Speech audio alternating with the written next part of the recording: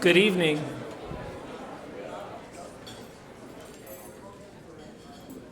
It's just like humanities class. It takes several times to get it started. It's a pleasure to welcome you to the 2005 Senior Recognition Banquet. This marks the start of graduation weekend, which culminates on Sunday with baccalaureate and commencement. Those are both ceremonies and rituals that mark the end of these students' time with us here at Wichita Collegiate School. Senior Banquet is a little less formal. This is a chance for this is an opportunity for the teachers to sort of step forward and draw memories of the last 4 years about these young people. And I know that there is no event in the collegiate calendar which provokes more discussion among faculty members about writing their speeches. There's no activity, I think, that provokes more anxiety among the teachers, because the students have been our focus for the last 4 years, and we want it to be right. This is also the activity that provokes the most storytelling around the lunch tables and in the teacher's lounge. Many of those stories will make it to this podium tonight. Many of them won't.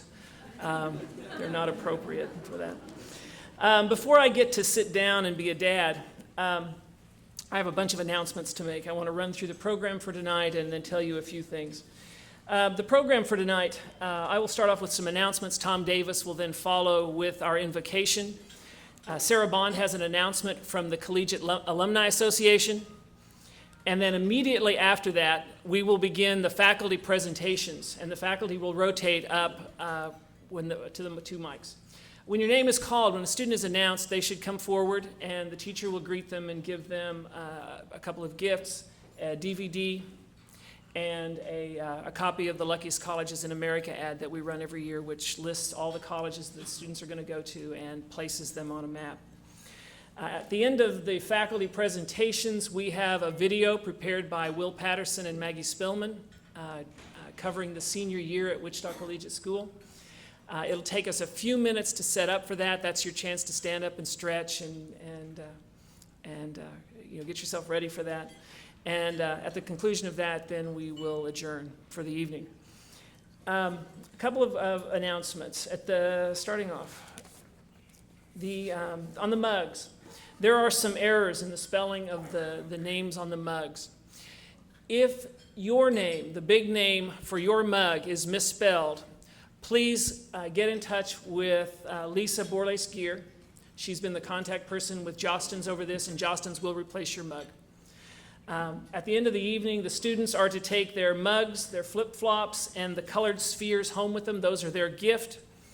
At the end of the evening, you should check the bottom of your chair. If you have white tape on the bottom of your chair, the place setting is yours to take home as well. Centerpiece. What did I say? Oh, well. One of those things. One of those things. Take the chair, take the tablecloth, take it all.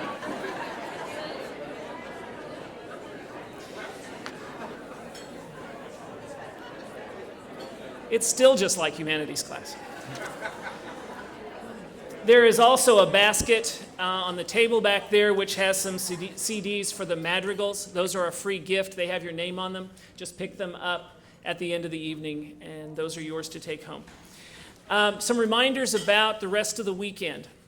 Tomorrow, seniors, 10 o'clock, practice for graduation and baccalaureate.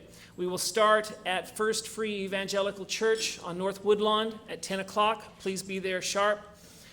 That's the part that takes the most going through. We have to get you down into to the area where we're going to set up, walk you through the process of getting to the stage and getting back off again.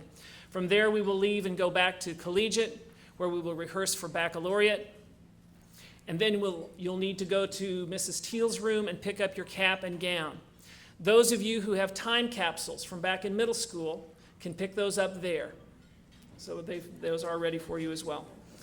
On Sunday, seniors are to show up at school for baccalaureate at 8:15. This is in the letter, but I'm repeating, just like humanities.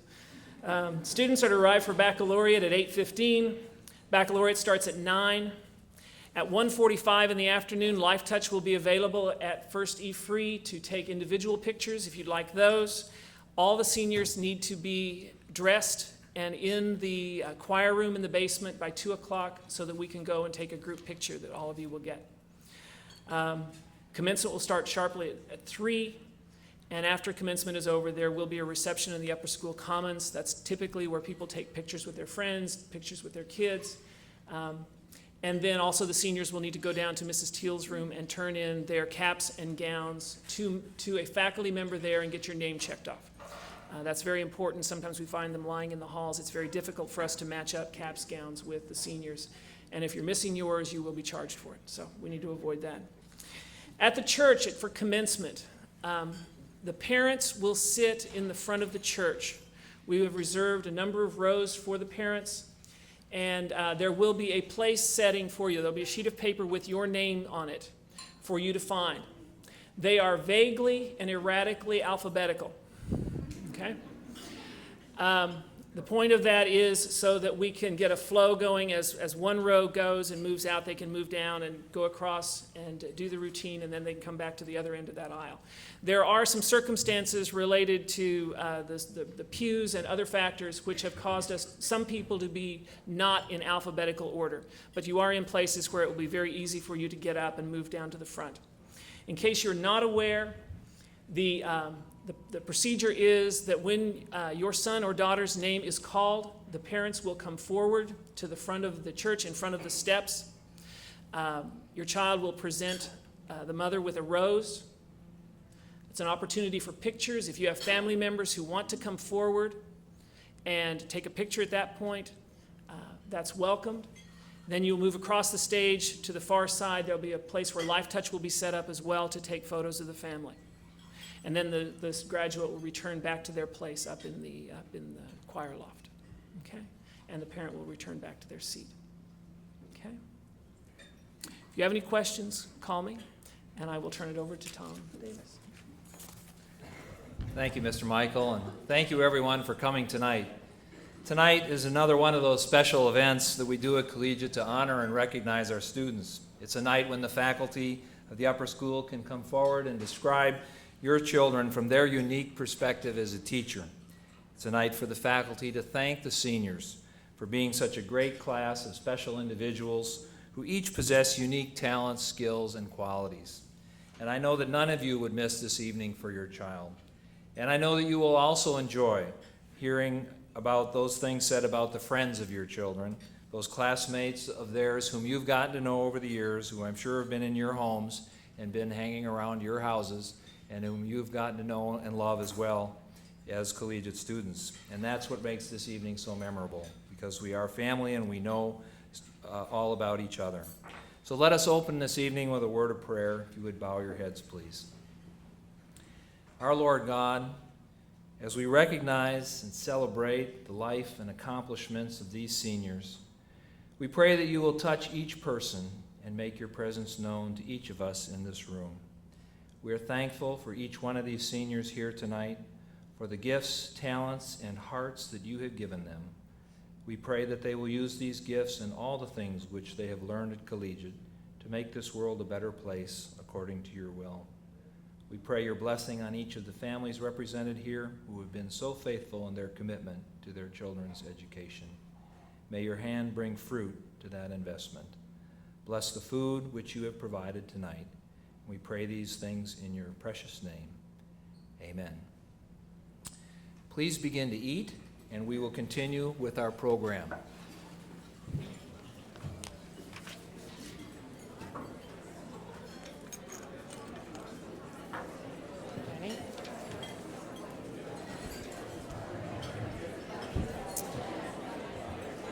Good evening.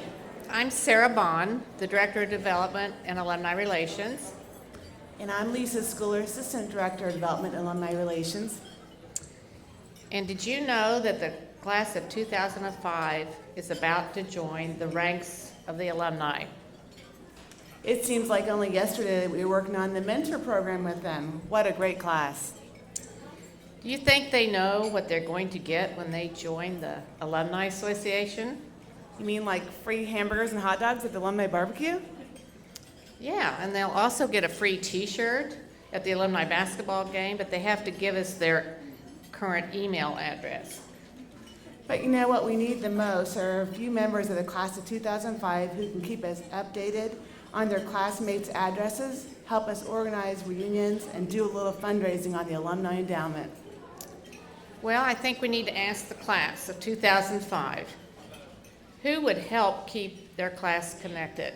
Let's have a vote. So they voted.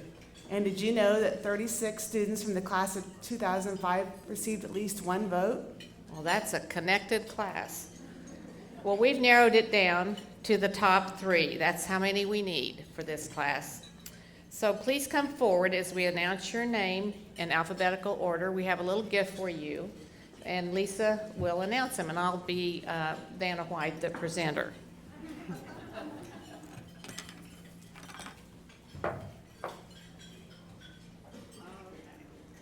The first class agent for the class of 2005 is Missy Haynes.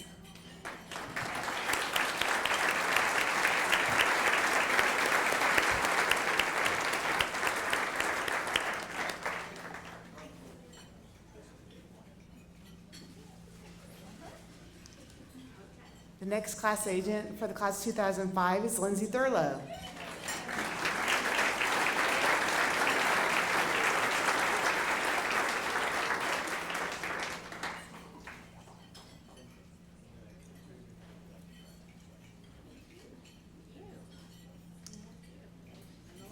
And the last one is Van Winter.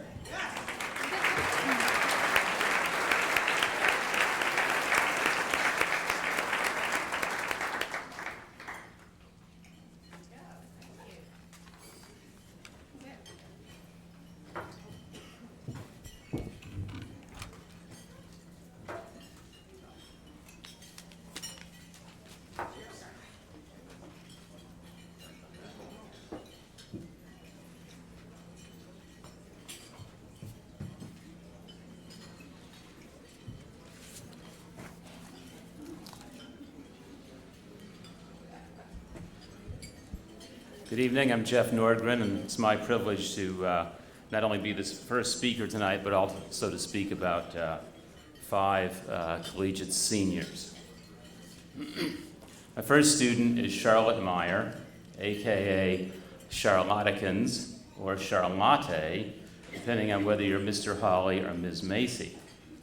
Her academic achievements are extraordinary. For example, I chose one of her essays as a model for her fellow seminar students. She earned more than 100% out of possible points in my class, which is kind of amazing since English is a very subjective subject. She was selected for cum laude as a junior, even though as a 5th grader, she listed math as her least favorite subject. Ms. Macy wrote that her humble, gentle nature calmly camouflages the dynamic mathlete on the front row. Mr. Farmer wrote that it was an unforgettable privilege to work with her on a daily basis. Charlotte's protean talents are obvious in areas other than strictly academics, however. She played a hilarious, totally goofy lead role in a video version of Much Ado About Nothing. For 4 years on the tennis team, she distinguished herself by her relentless hard work. But perhaps most indicative of her work and attitude was her work as alternate member of our state championship team this fall. Rather than rue the fact that she had not made the, quote, top 6, she approached her role as alternate, in the words of Coach Hawley, quote, with a gusto that has rarely been seen. In a sport which is generally considered an individual one, Charlotte put herself aside to support her teammates. Charlotte Meyer.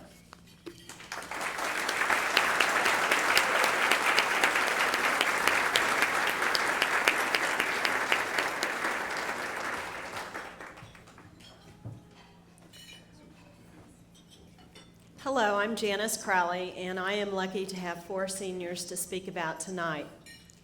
The first senior, the best words I can find to describe Logan McRae are well-rounded, high energy, intelligent, funny, and affable. Logan makes teaching a joy because she creates an atmosphere that makes others want to excel as well. Members of the dance team said the same thing about her leadership, that she made it fun to come to dance practice. I will never forget the comedy act that you and Scott Roselle would perform during AP Chemistry Lab. Scott would start working on the lab experiment, carefully laying out the materials to be tested, and then he'd look over at Logan, and she was over there dancing and singing by his side. The smile on Scott's face let me know that he knew this was just Logan's warm-up exercise before she got down to business. Logan carried this over again into the next year in our research class, startling her partner, David Yu.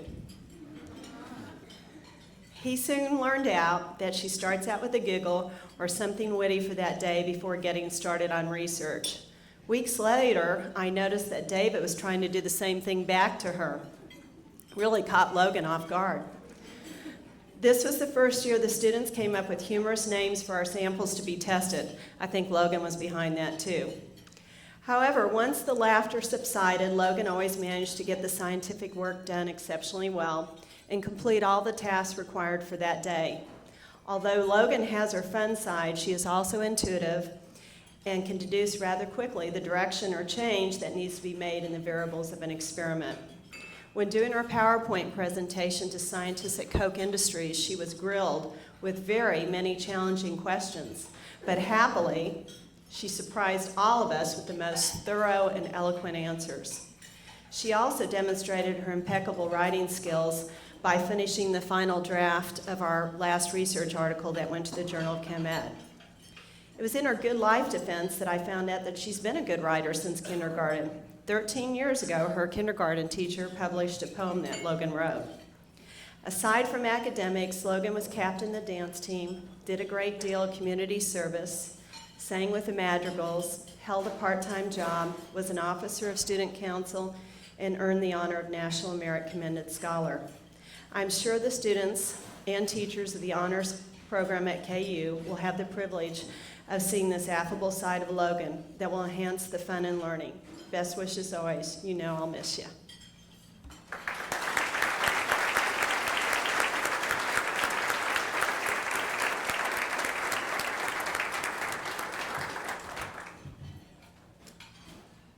Now I'm going to speak about Omar Hosni. To prepare my speech about Omar, I referred to his teacher's comments from 7th grade, which was his first year at Collegiate. Every teacher who wrote about his character praised his diligent work ethic and his gentlemanly behavior. Not surprisingly, Omar has continued to be an exemplar of those admirable and increasingly rare qualities throughout his collegiate career. Mrs. Teal wrote that, quote, "Though quiet in the classroom, he could be counted on to answer any question put to him." I personally created what I term the Determination and Responsibility Award for Omar when in sophomore English, despite a cast on his broken arm, he took an essay test, writing with the wrong hand, with no special accommodations and scored 97%. This year, Omar was one of the few students who truly understood the concept of seminar, because he was always thoroughly prepared, and despite his reserved and polite demeanor, was one of the 3 most important contributors to our discussions, both for the frequency and the depth of his comments. A sophomore teacher wrote that, quote, "Omar's comportment toward his classmates and this instructor sets a very high standard of consideration and dignity." Perhaps another comment puts it more simply, quote, "Everyone gets along with him." Had I read Omar's application, which he filled out many years ago, I would have surely been even more prejudiced in his favor. After listing his favorite subjects and then asked to write about his least favorite subject, Omar wrote, "I have no least favorite subjects." Omar Hosni.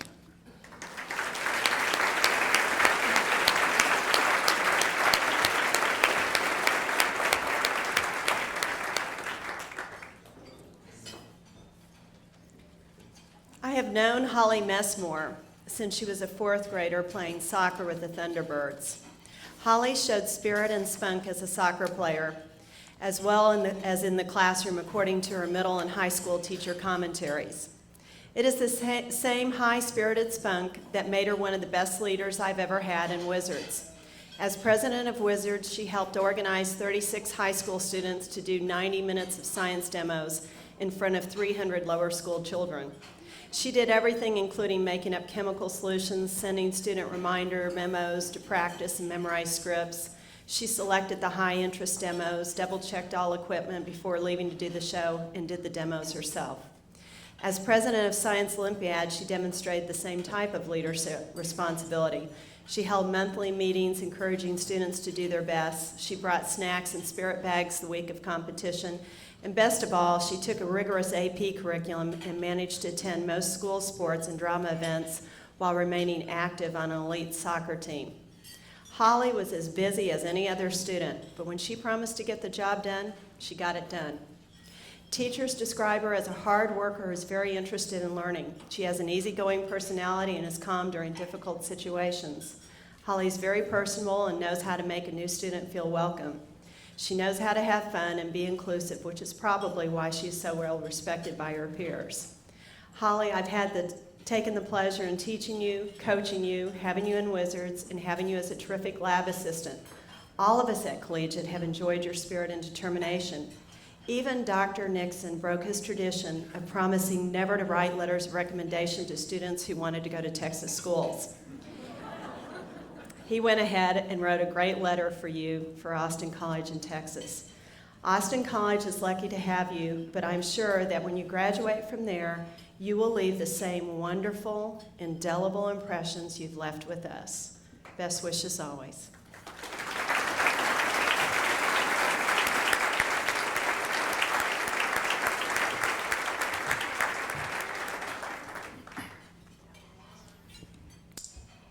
A brief irony on my next comment. I'm going to be dealing with First Impressions, which was the original title of Pride and Prejudice.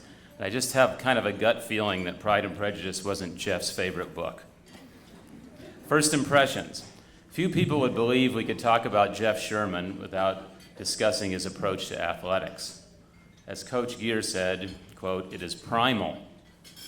Webster defines primal as first in time or first in importance. Jeff has a passionate commitment to doing everything right the first time, all the time, in the weight room, on the practice field, during the game. As Coach Lyons told me, Jeff only knows one speed, and that speed is full speed ahead. When was the last time you saw a punter cover his own punt as it rolled out of bounds? I watched Jeff do that this fall. In baseball, you'll find Jeff at first base, the primal base, or on the hot corner, third base. However, Jeff is not just about sports. In Values in Action, Mrs. Ramsire, many years ago, presented the bulldog to her class, an animal scary on the outside but loving on the inside, and her message was, do not judge by appearances. By coincidence, it happens that a bulldog is Jeff's favorite animal. Teachers have commented from his arrival at Collegiate on his good manners and his sense of humor. Quote, "We all enjoy Jeff's witticisms, and he could have a future in stand-up comedy." Perhaps another key to Jeff is his adaptability. When he moved here from Michigan, the supposedly vicious Wolverine became the dedicated Spartan. The child who had listed reading as his least favorite subject became 7th hour's go-to guy for deep questions, those questions whose answers lie beneath the surface. Jeff Sherman.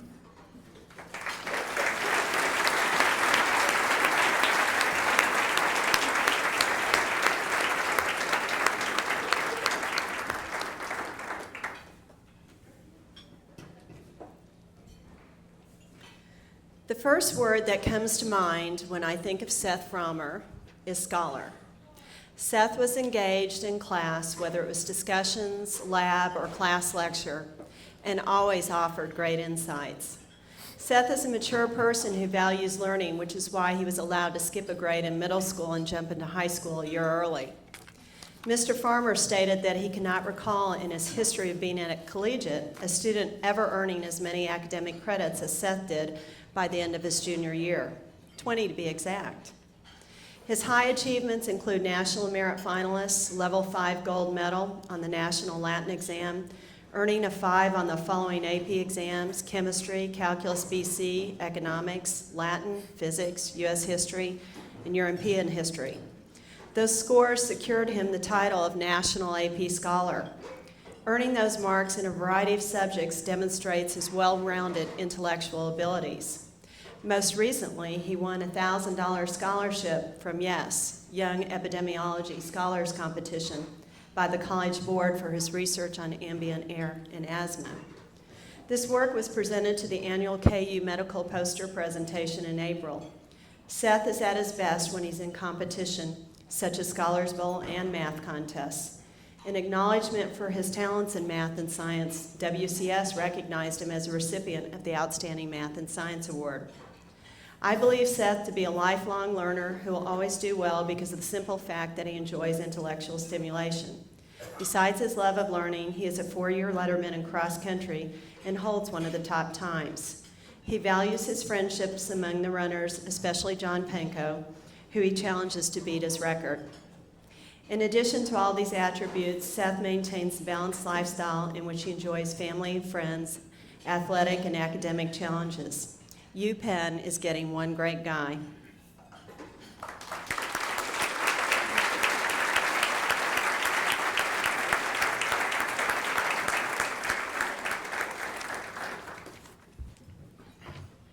My next student is Max Stevens. Earlier this year, Max came up to me in the hallway and said, "You need to see the movie Big Fish." Based on that one sentence, I shortly thereafter rented the movie and thoroughly enjoyed it.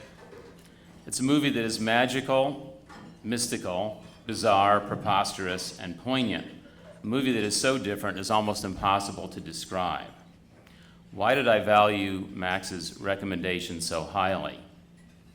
Having worked with Max in 10th grade English, I had come to know well the young man that the previous teachers in lower grades had described as a young child. For example, they said, Max is, quote, a wonderful little boy who brings a smile and enthusiasm. That he, quote, loves the challenge of more difficult assignments, that he goes beyond the simple memorization of facts, that he was an individualistic and creative child with a, quote, willingness to take a chance. In fact, Max was so inquisitive and imaginative that one teacher said, if there is a challenge for Max as a student, it is learning which part of the room to focus on. Perhaps many of us in education should reflect on Albert Einstein's statement that imagination is more important than knowledge. Max has shown great interest in video and film through his participation in Mr. B's video magazine class. Whatever road he takes, I believe he will be one of those few who, with apologies to Plato and Mr. Michael's humanities class, turns away from the flickering pseudo-reality on the wall of the cave and ventures out of the cave to find his own meaning and reality. Max Stevens.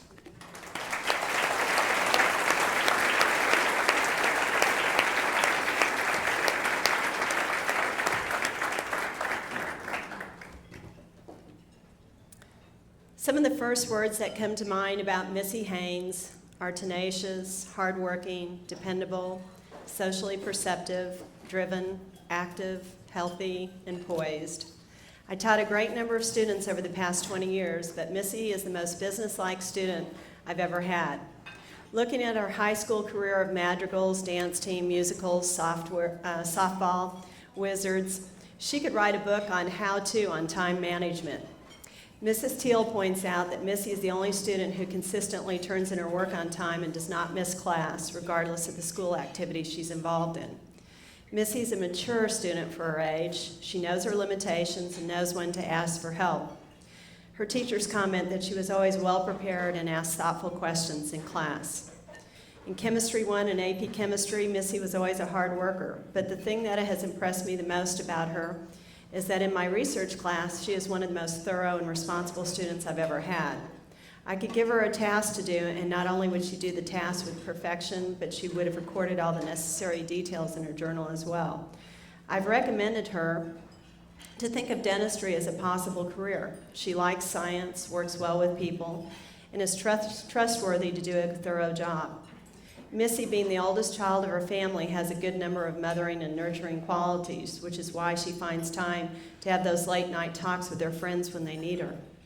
Missy also is the kind of personality that compels people to get a task done.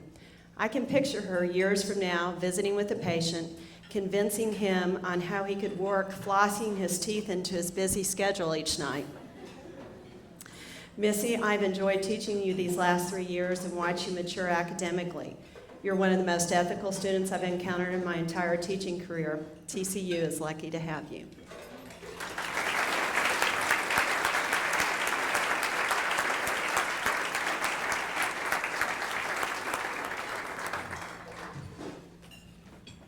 My last student here is Spencer Christian.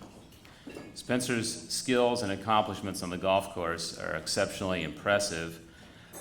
Coach Reed stated that Spencer has been an integral part of their team for 4 years and an absolutely crucial player the last 2. He finished 3rd in the state as a sophomore, and just this past Monday finished 2nd in the state tournament.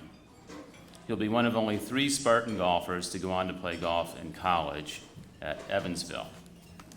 However, his contributions to the team went far beyond individual achievement. Somewhat like tennis, golf is considered a sport that's almost purely individual. Spencer not only set an excellent example of leadership, but according to Coach Reed, was always willing to help, for example, by spending time on the practice tee with less experienced players. In addition, Spencer's efforts at Collegiate have not been limited to the fairways and greens. Comments from his teachers as far back as 5th grade have described him as, quote, a serious and thoughtful student, as a student who is, quote, tenacious and very attentive, who is, quote, able to think on several levels, and have complimented his, quote, sincere writing style. How fitting that this year, when I finally had the chance to teach him, I found him to be one of my most attentive and focused students. So I'll end with my own comment that I wrote in the fall semester. Spencer makes a serious effort to learn all he can each day. Spencer Christian.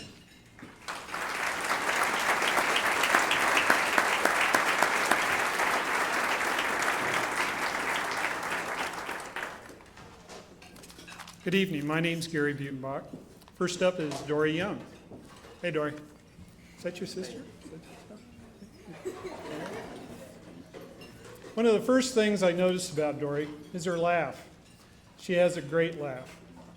My favorite memory of Dory is walking into my classroom to find Maggie and Dory standing in front of a video camera and doing an Eddie Izzard routine with English accents. In commentaries, teachers have recognized the promise of Dory Young.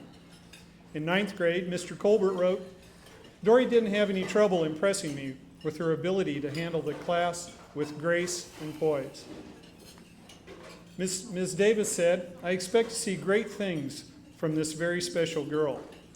In biology, Ms. Shockey wrote, she asked wonderful, insightful questions. Mr. Munoz, the band teacher, wrote, as a clarinet player, she needed to concentrate on her quick finger changes. Miss Macy in the sophomore geometry wrote, Dory is the jewel of a feisty 6th hour. Dory is a proof princess and a geometry goddess. Coach Fiegel wrote in his commentary, he wished Dory had stopped carrying those live snakes around the halls. It really freaks him out. Ms. Stokely writes, her impulse to respond with visual creativity is delightful to behold. Dory, whether you're defending Jackson Pollock or lecturing me on vegetarianism or teaching us the ways of Buddha or playing the music that no one gets, you are a delight.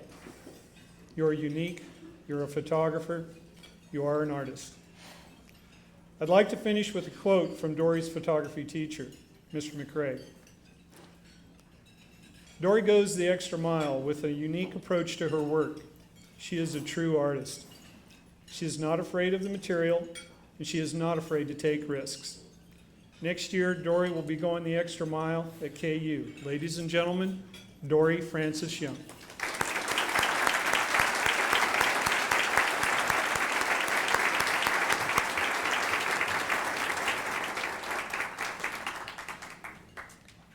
Good evening. I'm Diane Warren. My tribute this evening is because of the student's Good Life paper that I read, which talks about the highway to life and all the different vehicles you would find on this highway to life. So this student is a self-described Ford Explorer. I imagine him as the Eddie Bauer package, a higher priced yet affordable SUV with a 3-seat option so it could shuttle many people at a time, yet fold compactly for hauling lots of materials. This multi-purpose vehicle with a 4-wheel drive and stability control could conquer many terrains. So how is this car like a student? Michael Tureen arrived at Collegiate as a freshman, stating math and history were his favorite subjects. Michael found a comfortable niche at WCS, pursuing many different areas. In the 9th and 10th grades, he participated in JV basketball. In the 10th grade, he lettered in varsity track. In the 11th grade, Michael lettered in varsity baseball. And in the 12th grade, he took a swing at the newest sport of bowling and lettered. Checking out available options, Michael in the 11th and 12th grade lettered as a member of the BEST competition, the written part of the robotics team. In Science Olympiad, he lettered in the 11th and 12th grade, showing diverse skills by building a piano, learning about aquifers and the dynamics of the earth. Perhaps his most memorable event occurred during his junior year when WCS attended the National Science Olympiad in Pennsylvania. As the announcer was calling out medal winners, and Wichita Collegiate was called, it took us quite a few moments for the reality to set in that we had actually won a medal. Michael and his partner had won 4th place and medaled in Write It, Do It, which is a communication building event. So how is Michael like a Ford Explorer? He is versatile, utilizes many options, has successfully maneuvered over many terrains at WCS, all of them different and requiring many different handling skills. He is the type of car your mother would be proud for you to own. Stable, dependable, mostly reliable. A final quote from Susan Pullis-Schultz for you, Michael. This life is yours. Take the power to choose what you want to do and do it well. Take the power to love what you want in life and love it honestly. Take the power to walk in the forest and be part of nature. Take the power to control your own life. No one else can do it for you. Take the power to make your life happy. Michael, remain the explorer.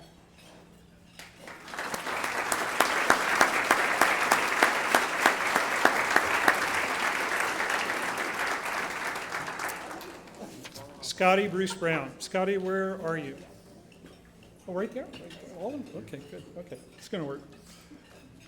My favorite quote from Scotty this year is, "I wish everything had a remote control." That's just one facet of this rare jewel. Scotty is a young lady who is careful about herself and purposeful about her choices. She is a person who can make anybody feel comfortable around her. As the story goes, back in kindergarten, Scotty was hanging up her coat. She turns to the little girl next to her. They make an immediate connection. They hug, and thus begins a lifelong friendship between Scotty and Maggie Spillman. The strength of this relationship was evident from the start. As I mentioned earlier, Scotty is a purposeful young lady, and she always liked her crayons even and unbroken. Isn't that right, Scott? Okay. If she happened to find a broken crayon, Maggie would jump into action and secure a new unbroken crayon for Scotty, usually from another student's box. Scotty, in your commentaries, your teachers talked about how great a student you are and how hard you work. In 8th grade, you played a wonderful Lady Macbeth, and later you received an Athlete of the Month award. Scotty was a flyer in the cheer team. Now, I understand it takes an act of Congress to wake her up in the morning. Miss Macy wrote in commentary, Scotty's only downfall is that dadgum alarm clock, and her biological one as well. This year, Scotty had an internship with KSN News. She was working in a trailer in the downtown area, transmitting the BTK story to satellite. Out of nowhere, a bull goes by the door of the trailer. Now, knowing an important news story when one runs past them, Scotty and a cameraman started running after the animal. Then the bull stopped, noticed that the cameraman was wearing a bright red KSN jacket. The animal promptly turned and started chasing Scotty and the cameraman. Now that's good TV. Scotty, I'm a lucky teacher to have you as a student. You're a class act all the way. I'm glad I took your advice and let you into my video class. Next year, Scotty will be studying communications and advising teachers at Loyola College in Chicago. Ladies and gentlemen, Scotty Marie Bruce Brown.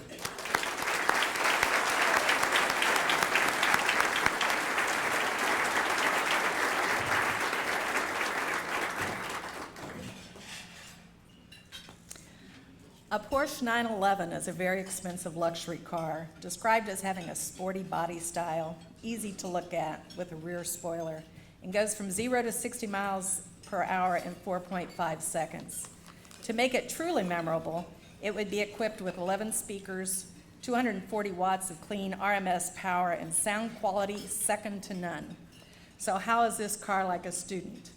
Will Barrier arrived at Collegiate in the 5th grade following his older siblings. Since the 5th grade, students have been saying two things about Will. He has a great smile, and keep him coming to school. As a senior leaving Collegiate, teachers are still saying Will has a great smile, and why isn't Will in school? Many of his absences are due to his athletic prowess. He has been recognized as an athlete since the 8th grade when he received Athlete of the Month in basketball. Since then, Will has played JV basketball, lettered 4 years in varsity football, 3 years in varsity baseball. Not only can we see Will running on the football and baseball fields, but he has also been a dashing figure on the stage in The Scarlet Pimpernel and Beauty and the Beast. Musicals necessitate a good voice, and Will's earned #1 ratings in men's glee and madrigals. All this and good looks too. So how is Will like a Porsche? Will can be expensive to maintain. He has a sporty body.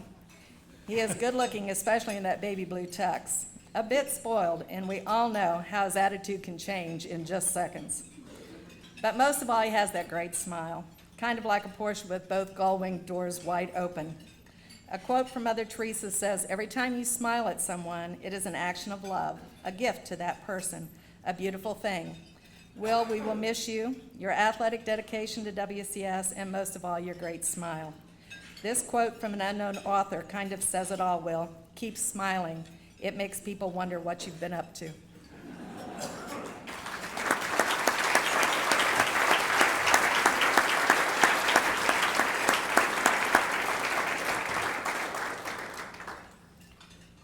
Sarah Wilson. Sarah, where are you? I didn't see you. Raise your hand. Sarah? Oh, over there. Right there. Hi, Sarah. Sarah Wilson. Sarah has magic powers. When her spell comes over you, if she mixes the potion right, you'll be carried away to another time, to another place. You can find yourself in a French Revolution, or in a fairy tale, or with the Cat in the Hat. Sarah works her magic with paint, wood, sound, light. She works in stagecraft and helps bring those wonderful musicals and dramas to life.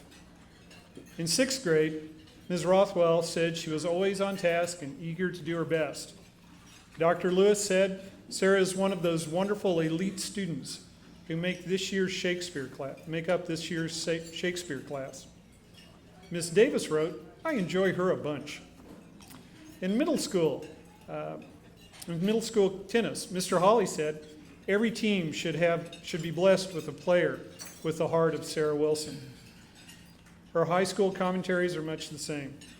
Ms. Warren wrote, she has a wry sense of humor that is fun, but she is a hard worker. Mr. Kretzmann, great job on Les Mis. Mr. Norgren, I enjoy her independent spirit. That spirit can be heard loud and clear as she drives around with her sister Rachel, blasting out the soundtrack to the musical Wicked. There is another magic trick that Sarah has. She has the ability to smell fear in Mr. Colbert when he convenes those last-minute assemblies. She will have the auditorium set up and ready to go even before he asks.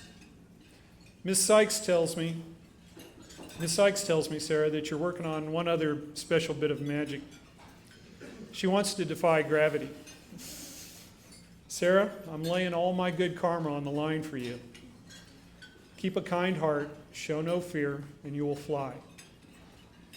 Sarah Wilson will get her wings next year at Webster University in St. Louis. Ladies and gentlemen, Sarah Louise Wilson.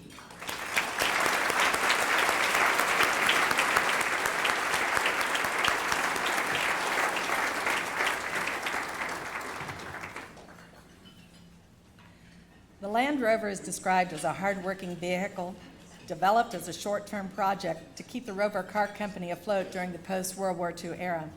Wanting to make a splash into the luxury estate autos, the Range Rover was born. The Westminster has all the splash of a truly luxurious car while maintaining the rugged, all-terrain quality of the original Land Rover. So how is this car like a student? Torrin Droege transferred to Wichita Collegiate at the beginning of his sophomore year on crutches.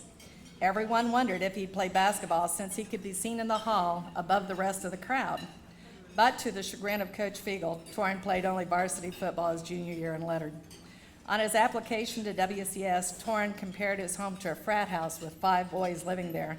And his main question was, how much homework will I have? The reputation Torrin has garnered among his teachers is one of having an affable personality, a great work ethic, an excellent attitude, and being dependable. A quote by Walter Beget states, "Perhaps the most valuable result of all education is the ability to make yourself do the thing you have to do when it ought to be done, whether you like it or not." Torrin understands this, knows his limitations, and works well within his time constraints. While he doesn't collect WCS athletic letters, he does enjoy water sports, skiing, and paintball. As a hunting enthusiast, he enjoys woodworking and watching The Simpsons. So how is Torrin like a Range Rover Westminster? He is a workhorse with a dogged determination, but enjoys the luxury around him. Legroom, lots of legroom. Roving the halls, scoping out the range of girls is a common mission. Not to mention the high-tech headlights with power washers. Have you seen those long eyelashes? Just as the Range Rover will take you anywhere from the Sahara to the South Pole, so can this final thought from Pete Gross. Have a clear idea of what inspires you. Dedicate your energies to its pursuit, and there is no knowing what you can achieve, especially if others are inspired by your dream and offer their help. Enjoy your life's trip, Torrin.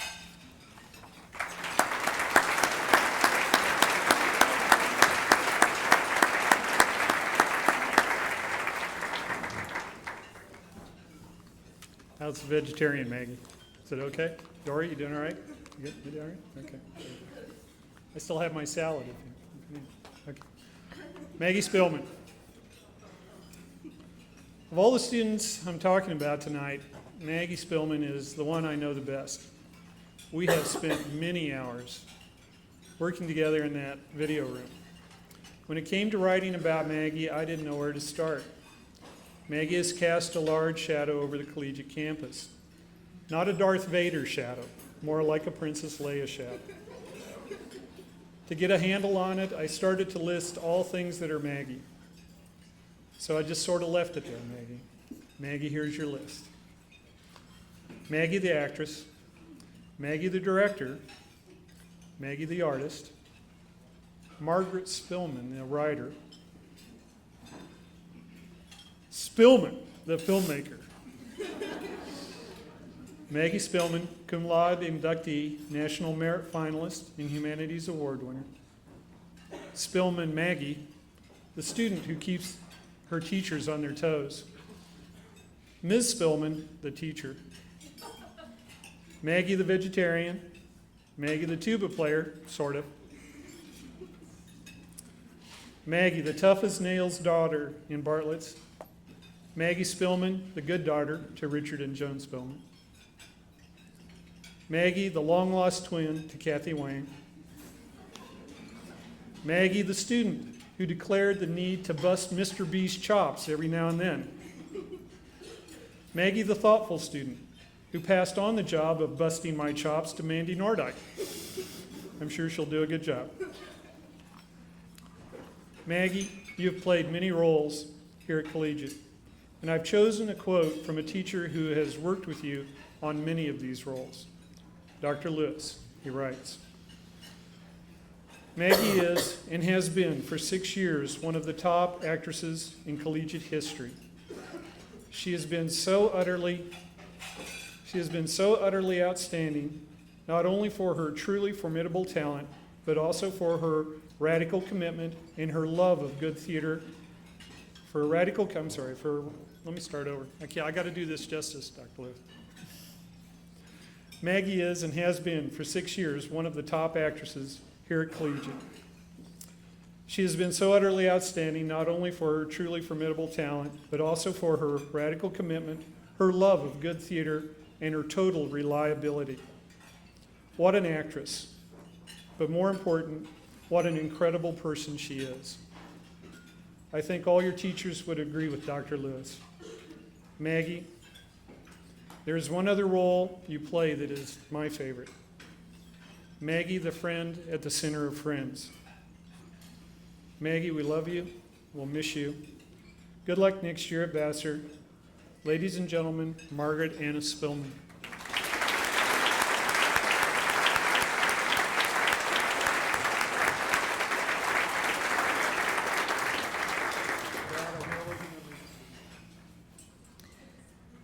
For those of us that remember the 60s, the Shelby Cobra was the car to own. This sexy muscle car turned racing car was developed with a concept all about speed that could trounce every other sports car in the world. This classic auto is guaranteed to have spectacular performance, timeless good looks, and cutting-edge technology, as well as the right stuff to trump the competition. It can go from 0 to 60 miles per hour in under 4 seconds. So how is this car like a student? Mike Drake entered Collegiate in the 5th grade, looking for the perfect school where everyone would be graded on the effort put into daily responsibilities. As a classic student himself, he dabbled in rockets, roller hockey, yoga, sculpture, and architecture in his formative years. He admits he came to WCS for the sports. Mike utilized the athletic program, refined his skills, and was recognized for his efforts by lettering 3 years in football and 3 years in track. A quote by Confucius comes to mind when thinking about Mike. When it is obvious that the goals cannot be reached, don't adjust the goals, adjust the action steps. I have seen Mike adjust the action steps many times to achieve the goal that he desired and find success. Mike is performance-oriented and is able to rev his engine to produce a burst of speed on the track. Like the new Shelby Cobra, Mike trounced the competition this year in the 4A regional track competition by placing first in the 100-meter and the 200-meter, helping WCS take first at regionals. Along with his best friend Will, and maybe because of him, Mike is a member of Madrigals and has been involved in men's glee for 4 years. Due to his vocal talent, we also saw Mike in 2 musicals, The Scarlet Pimpernel and Jesus Christ Superstar. So how is Mike like a Shelby Cobra? He is fast, he has muscle. He has proven he can beat the competition, and he has a timeless classic look about him. A final thought for you, Mike. The slogan for the Shelby Cobra is, first make history, then repeat it. Endeavor to live up to that motto, Mike.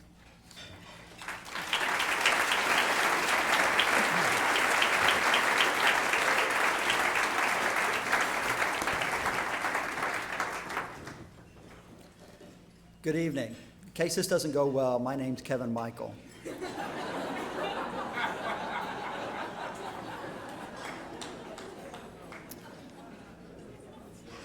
Pascal's law states that pressure applied to a confined fluid at any point is transmitted undiminished throughout the fluid in all directions.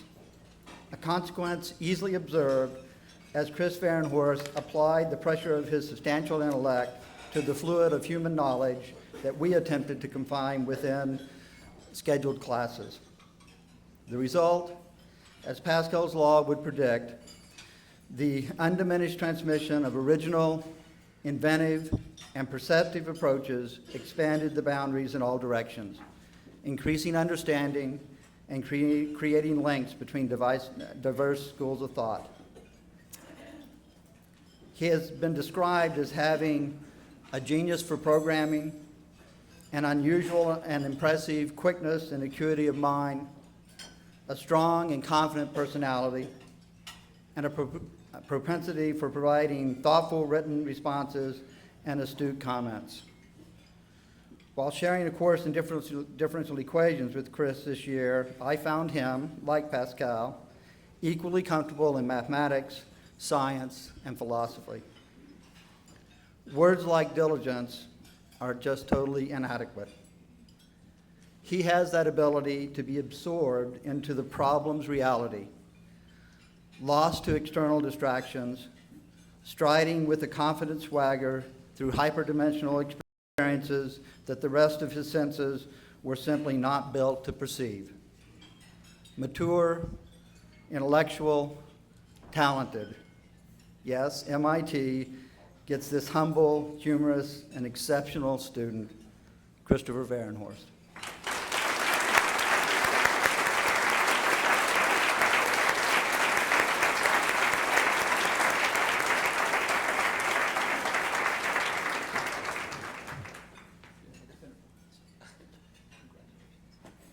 I'm Lori Bigler, and I get to talk about several of my Spartan News Network students tonight.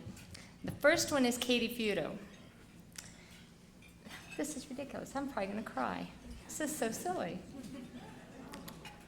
Katie's one of the most dynamic students I've ever had the pleasure of knowing.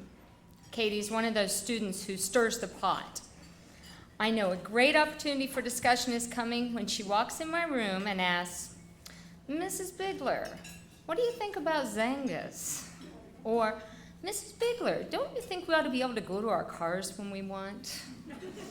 With Katie, I know I can answer those questions. She'll listen respectfully, think intelligently, respond honestly, and then come to her own opinion while allowing others to have theirs.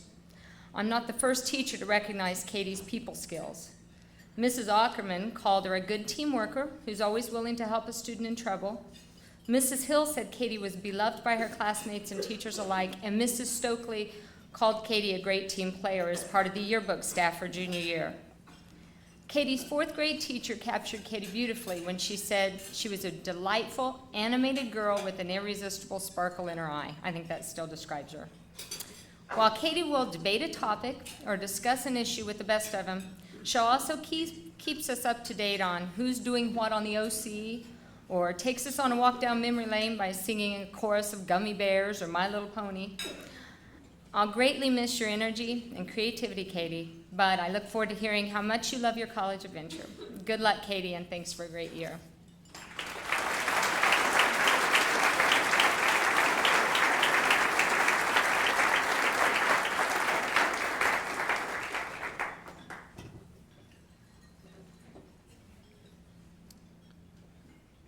Travis is one of the bonuses of my job. I wasn't sure what to expect when he first entered my Algebra 2 class. An athlete at the beginning of football season, struggling with the initial material of the course, the prospects weren't great. It turned into a year of opportunities.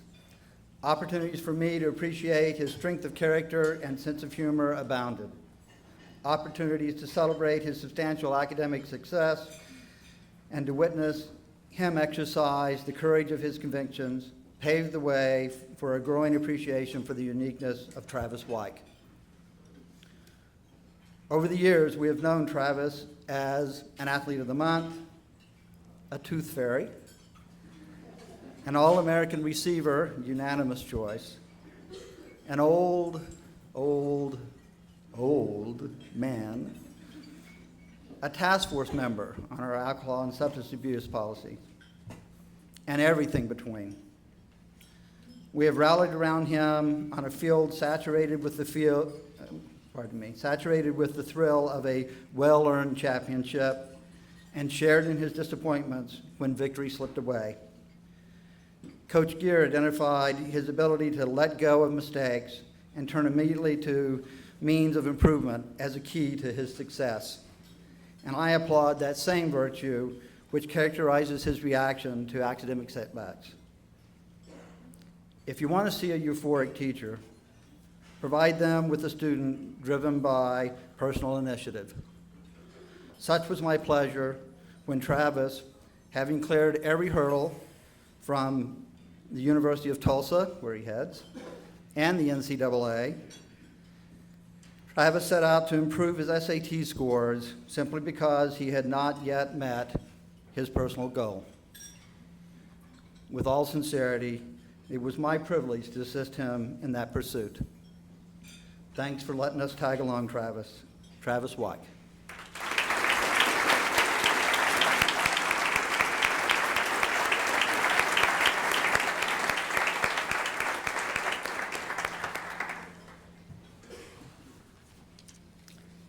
My next student is Cole Anderson. And personally, I think Cole needs one of those shirts that reads, plays well with others. I got to know Cole this year when he and his twin brother, who's really tall, and his younger brother, who's really tall, and every other person, it seemed like anyway, every other person who's over 6 feet tall that goes to collegiate decided to join my journalism class.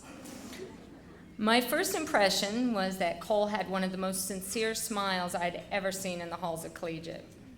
I carry that same impression of Cole today. He's the same student that in the 7th grade Dave Hawley said was such a nice boy and kind to all he meets. The same student that the word gentleman is found again and again and again throughout his collegiate file. He's had a stellar year, excelling both academically and in sports. He was on the first semester honor roll. He's a charter member of the varsity bowling team and a letterman. He's a varsity tennis letterman, as well as a member of the first place 4A regional tennis team, taking 3rd place in the doubles division of the 4A regional tournament. And though Cole's senior year accomplishments are admirable, I still find his most commendable virtues to be that he's nice, and he's polite, and he's a gentleman.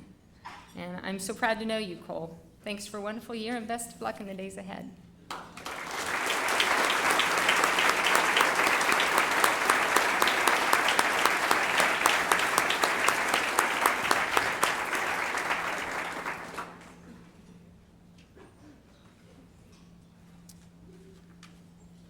February 18th, 1997.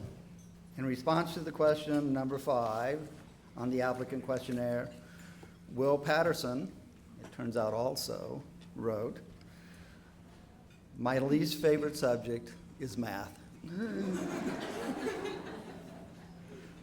Well, as a future astronomer or astrophysicist, I can only assume that he had his head in the clouds a little too long that day. What a superb individual. Differential equations offered a fertile soil for his inquisitive mind. The personal initiative he displayed daily, the careful attention to details within complex solutions, the glimmer of awe and respect within his smile for the human victory of discovering that relationship at hand.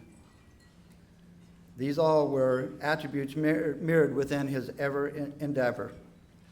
David Nelson, professor of physics at Harvard, identified the real driving force of science as intellectual excitement. Thus, Will is perfectly suited for the pursuit. Not just a cum laude member, but a summa cum laude scholar. He lived the essence of the society in everything from Latin 5 to karate, to humanities, to calculus. He's developed into an exceptional leader, as witnessed by Mr. Hawley through Will's organization of the Astronomy Club and his contributions to robotics and Science Olympiad. The University of Michigan awaits one of my favorite students. If astronomers live to observe stellar phenomena, then I have thoroughly enjoyed my introduction to the discipline, the stellar event we know as William Patterson.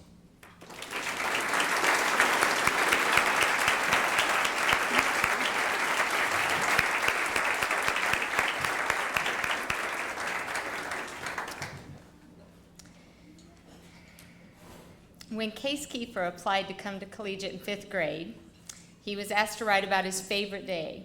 Well, Case's football team back in Alabama, the Clay Cardinals, was playing in the Youth Football League Championship, so Case's best day of his life was, of course, the day of the big game, the big game. In his essay, Case described the excitement and anticipation leading up to the game, and then he said that before the game, eating and listening to his favorite sports music really pumped him up. Now, for those of us who know Case, we have this visual of a bouncing, jumping, hopping, leaping, curly-headed 5th grade boy getting himself ready for the game of his life. Fortunately, Case retained that incredible enthusiasm and brought it with him to collegiate. Case's appeal is more than his pink Converse shoes, and it's more than his puppy dog habit of chewing on pens or pencils or anything else at hand. and definitely more than his easy smile. I think what really draws people to Case is that he obviously knows who he is. His loyalty to his friends and his family is commendable. His love and knowledge of music is legendary, and his enthusiasm for the activity at hand is obvious to anyone who has watched Case cheer on his team or celebrate with his friends. His 4 years on student council and his 3 years as a varsity football letterman are just two of Case's contributions to student life at Collegiate. I'm going to miss you, Case. I mean, after all, you're one of the only 2 men who've ever given me a dozen roses. Best of luck, and please keep in touch as I look forward to many more years of friendship.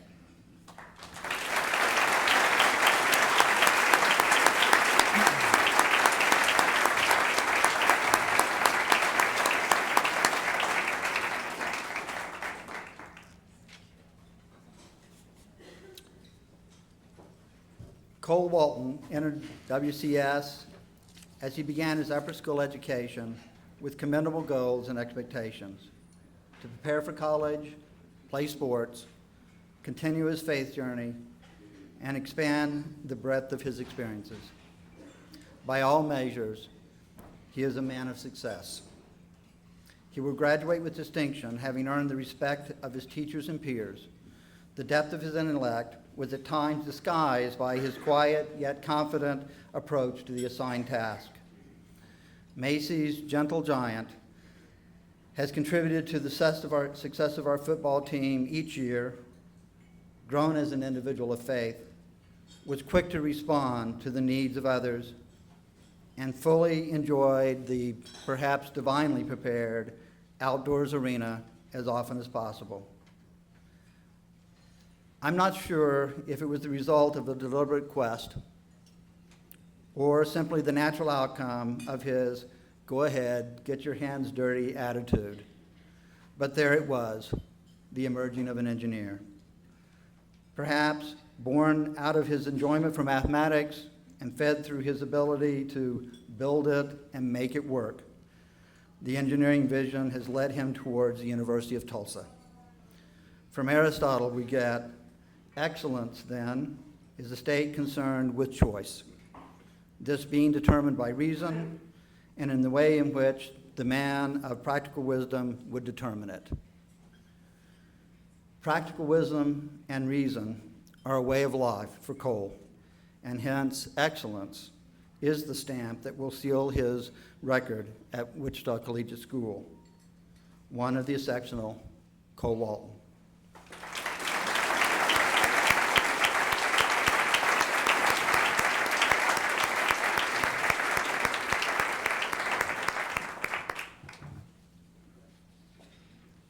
My next student is Bilal Hassan.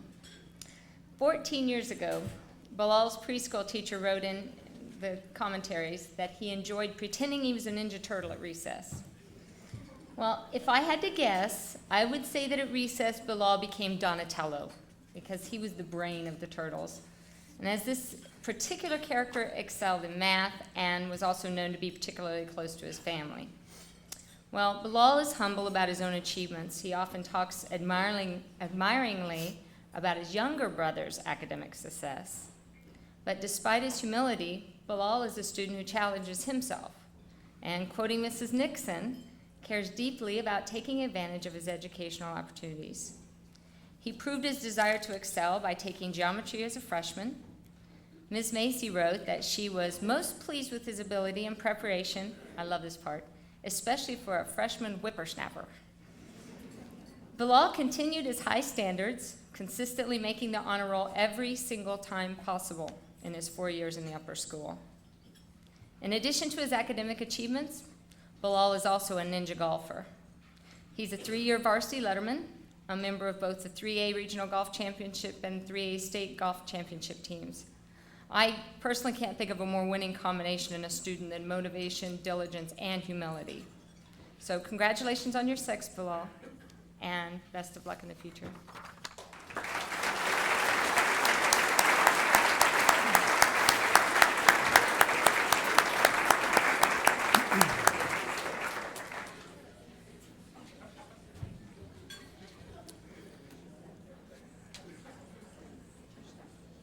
Arte Dique Time, the motto of the Cum Laude Society. Excellence, justice, honor. Now, if I had Dr. Nixon's reputation for nearly one-word commentaries, I'd walk away and let it stand on that. Almost every other comment will have a tendency to sell April Clausen short. Not only producing excellence, but inspiring others to reach higher, April combined an incredible work ethic with an exceptional understanding of the fragile human spirit to create opportunities for improvement, void of the fear of the inevitable stumble. Justice, not due her, but sought for others. An honor beyond integrity that seeks to do the honorable. These are the traits that echo from her leadership as the Honor Council's senior prefect. Archimedes may have pondered the advantages of a worthy lever and firm footing, but April stands ready to complete the proposed task. Her lever is forged in the pride we have felt in her accomplishments. From her magna cum laude results on the National Latin exam as a freshman to receiving the Headmaster's Award just days ago. Her feet are firmly planted on the foundation established from her setting excellent examples for others. The determination she brought to the basketball court, the knowledge and enthusiasm she brought to mathematics competitions, the breadth of character and well-rounded life that set her apart as our John Muttley Moorhead Foundation nominee, and the grace and wisdom she brought to a podium, much like this one, while inducting her peers into the Cum Laude Society. Each provided the mass for her lever, worthy of Archimedes' boast. Christian, there may be more than one candidate for POTUS emerge from this class. Wake Forest is a perfect match for April Clausen.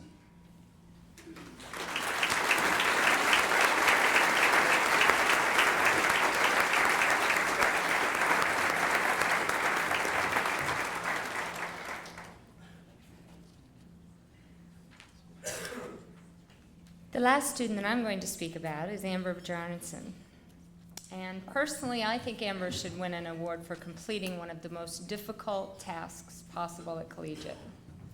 And you're probably wondering what that difficult task is. Well, Amber transferred into Collegiate in the middle of her high school career, during her junior year. Most collegiate students are what we all know to be collegiate lifers, and many others make the move to collegiate at the beginning of their 9th grade year. Most students have no concept of what one must go through to move away from all he or she knows and walk into a school of all new people who more than likely have been going to the same school with the same people for the majority of their lives.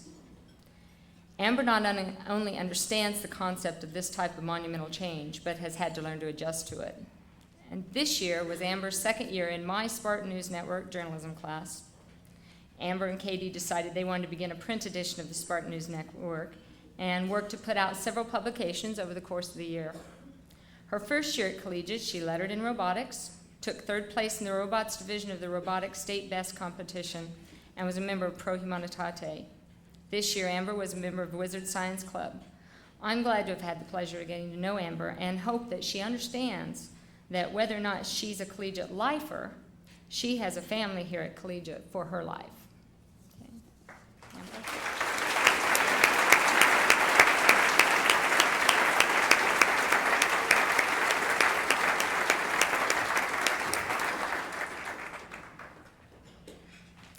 Good evening. My name is Gabrielle White, and it's my pleasure to talk about some of the students I got to know this year in Spanish.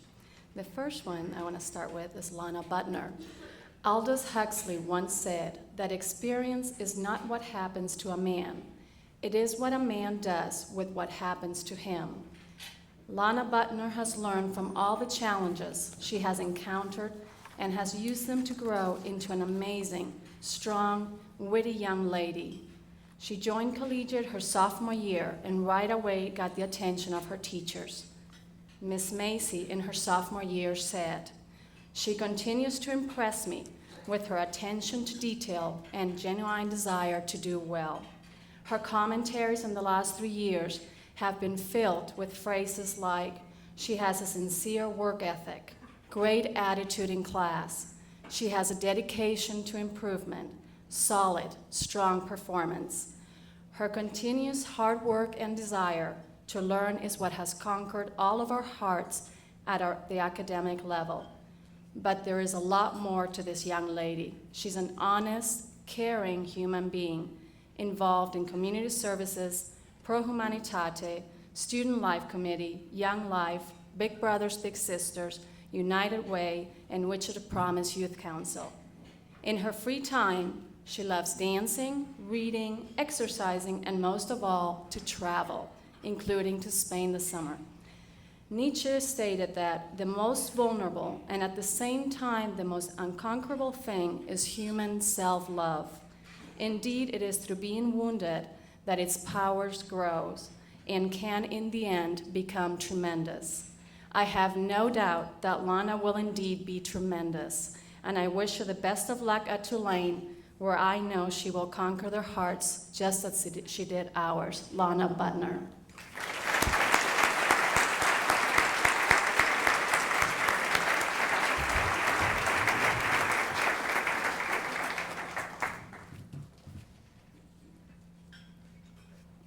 My name is Stan Cox. I'm a senior banquet rookie, and I have the pleasure of speaking about 4 very talented and diverse seniors. The first is Christian Corrigan. How many 18-year-olds know who Ronald Reagan was, let alone considers him their personal hero? Into this narrow group falls Christian Corrigan, and if you don't understand why, just ask him. But make sure you have a couple of hours to spare if you want the full answer. You see, Christian is a seeker of truth, especially in the area of politics, and although some who hold opposing views have accused him of falling for certain pat cliches, I've watched him move beyond some of these to a more balanced and mature understanding in important areas. Still, few high school graduates are clearer about what they believe and why they believe it than Christian. Christian is at heart a warrior. Think of all the opposing players who wished that someone else had been carrying the ball after they had been tackled by Christian. Not to mention the debaters who were left speechless by Christian's relentless rhetoric. Imagine the dedication and ferocity of will that made him 2-time state powerlifting champion. Yet, like all true warriors, Christian has the essential human spirit and love of truth that defines the goal of victory as the establishment of peace, order, and the common good. The accomplishments of this year's Headmasters Cup winner are too numerous to mention here, but suffice it to say, the University of Pennsylvania is getting one of our best and brightest. Christian, you and Seth show the faculty of Penn what Wichita Collegiate is all about. And when the time comes, Mr. President, you have my vote.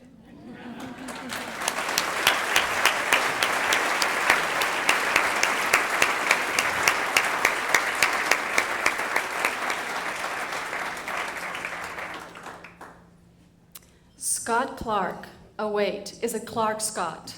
I'm sorry, give me a second. I do know his name.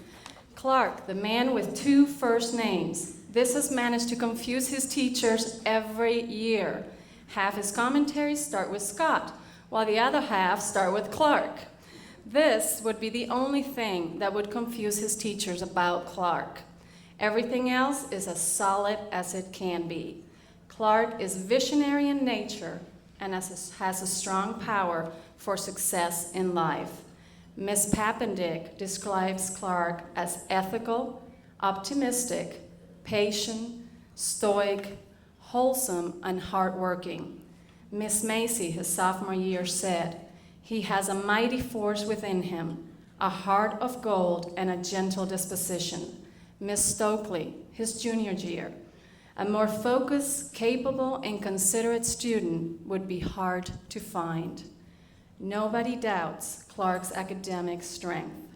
He is also a great and loyal friend. He loves soccer, started to play in kindergarten with his dad as a coach. His personality even comes through as a part of a team. While playing at a tournament in Kansas City, Clark broke his leg during a game. He refused to go home because he had to stay and cheer his team on, even if it meant being wheeled into the hotel in a luggage cart. He was a trooper then, and he is a trooper in everything he does. An unknown source stated that some people make things happen. Some watch things happen, while others wonder what has happened. Clark will definitely be the one to make things happen starting at SMU this fall. I would like to finish with a quote by Dr. Nixon, who sums it up perfectly. Always excellent. What more can I say? Clark Scott.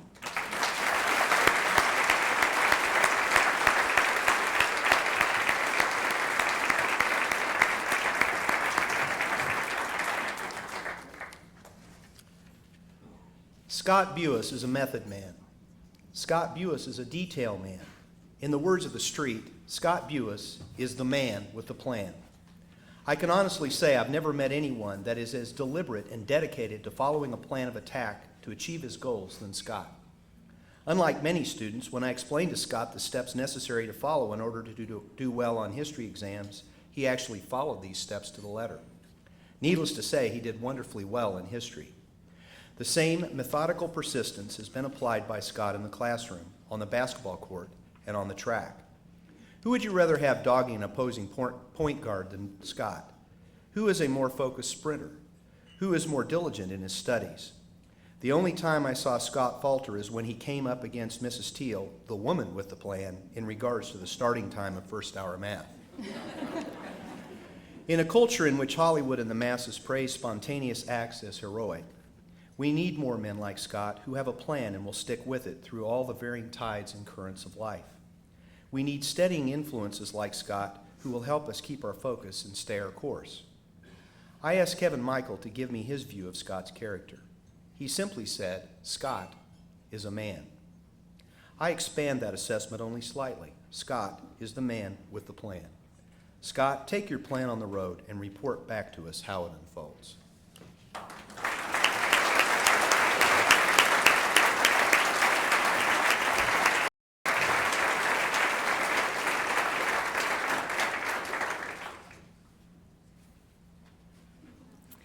Jess Cornejo, or Jesse, like we call him in Spanish for, or the only guy at WCS who can truly wear pink.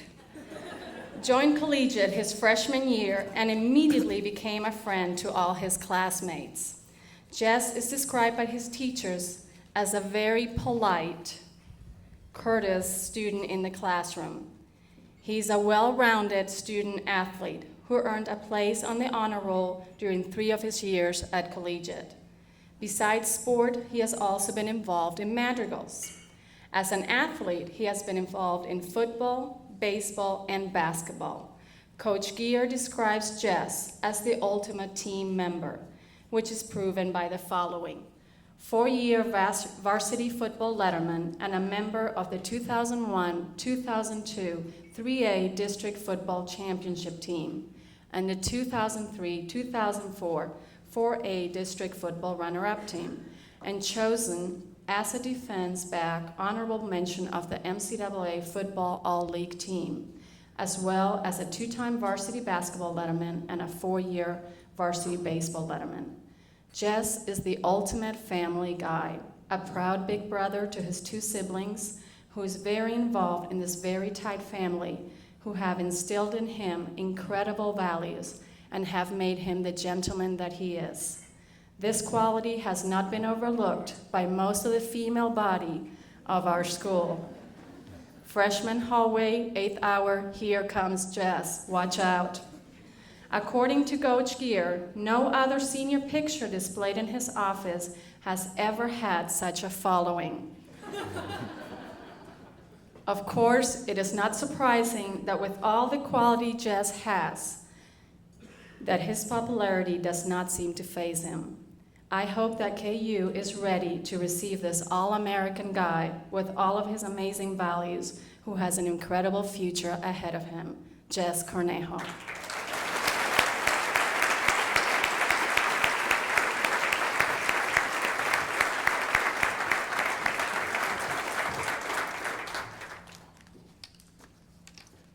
next subject is Thomas Hutton.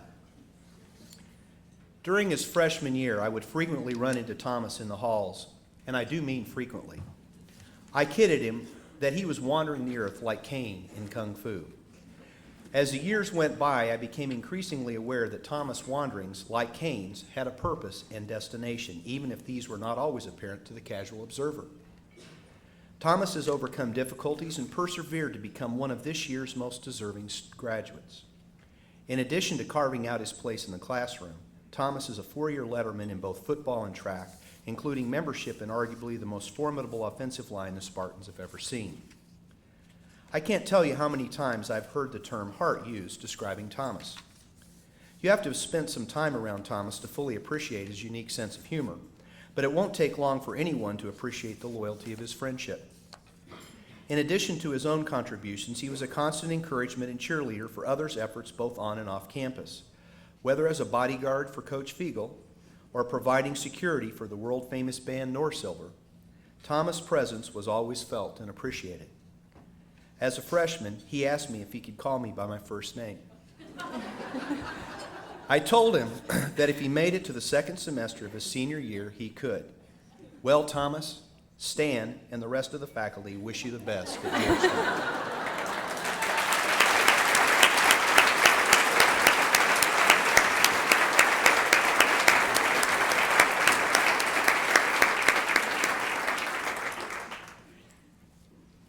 Our next senior came to Collegiate for the first time in the 6th grade. She left us sophomore year and, lucky for us, came back her junior year. Danielle has an incredible smile and an ease with people. Mrs. Rothwell in the 6th grade said, "I have been impressed with her ability to enter a new school, instantly make friends, and gain the respect of her peers. Danielle looks for the person in need and goes out of her way to help and soothe them. She is described by her teachers as a sweet, kind human being. Danielle has always had a passion for drama, music, and art, expressing her interest in these fields even on her application to WCS.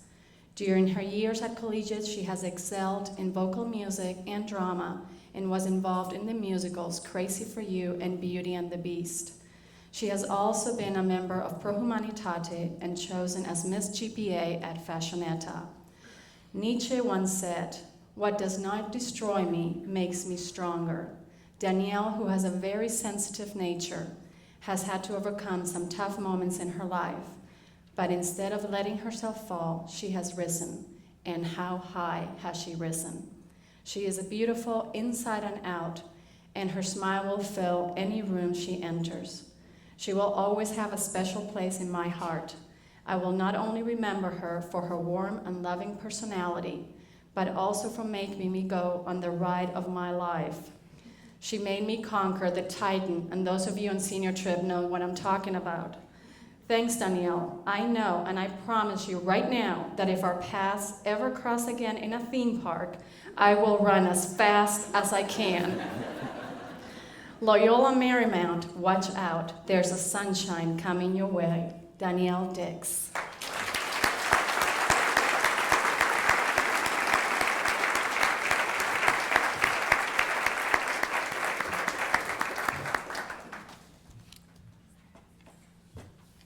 My last student is Nicole Cucaruda.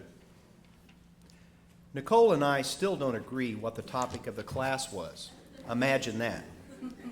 But at one point during the first semester of her freshman year, she raised her hand and, when recognized with arms folded, asked, "You know this how?" My first reaction was to write this off as a typical adolescent challenge to authority, but more experience taught me that nothing about Nicole was typical. During the remainder of that year, Nicole provided me with a great deal more constructive criticism on how to teach my classes. However, as she moved through her years at Collegiate, I came to see that she simply had high expectations of everyone, including herself. Nicole's greatest gifts are in the area of organizational leadership. Just ask anyone associated with her years as football manager or on the task force on alcohol and drug policy. On more than one occasion, Nicole saved the debate team from sure disaster by taking charge of copying and organizing needed materials and giving team members important input on how to use them. Nicole is an accomplished singer, a robotics competitor, a literary club participant, and a member of the four-man debate team that took fourth place in this year's state competition. Needless to say, George Mason University will never know what hit them. Nicole, be sure and return for frequent visits in years to come. I'm sure Wichita Collegiate will be in need of some serious reorganization by then.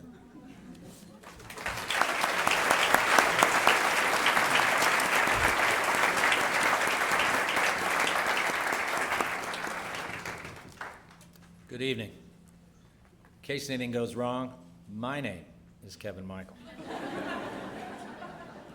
Casey Baker. I met this young lady as a freshman in history class, and for the next 3 years, she was a solid student and a wonderful presence. Her teachers describe her as delightful, cheerful, and brimming with a great attitude. Ms. Macy wrote in one of her commentaries that she loved starting her day with a student who was so happy and pleasant so early in the morning. On those rare occasions when Casey had to come in a little earlier than her classmates, I would give her coffee money and she would bring me something special from Starbucks. I've always known there was something special about Casey. You can see it in the way she relates to others. She's made and nurtured her friends and friendships with a wisdom and maturity that is both rare and precious.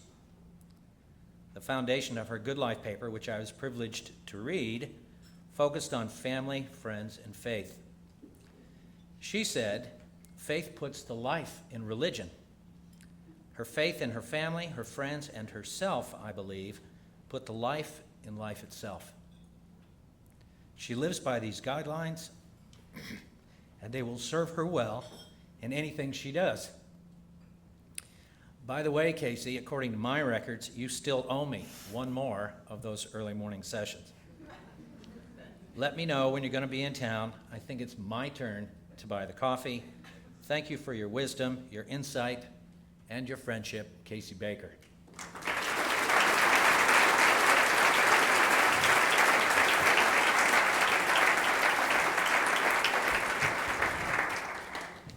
Robin Macy, geometry.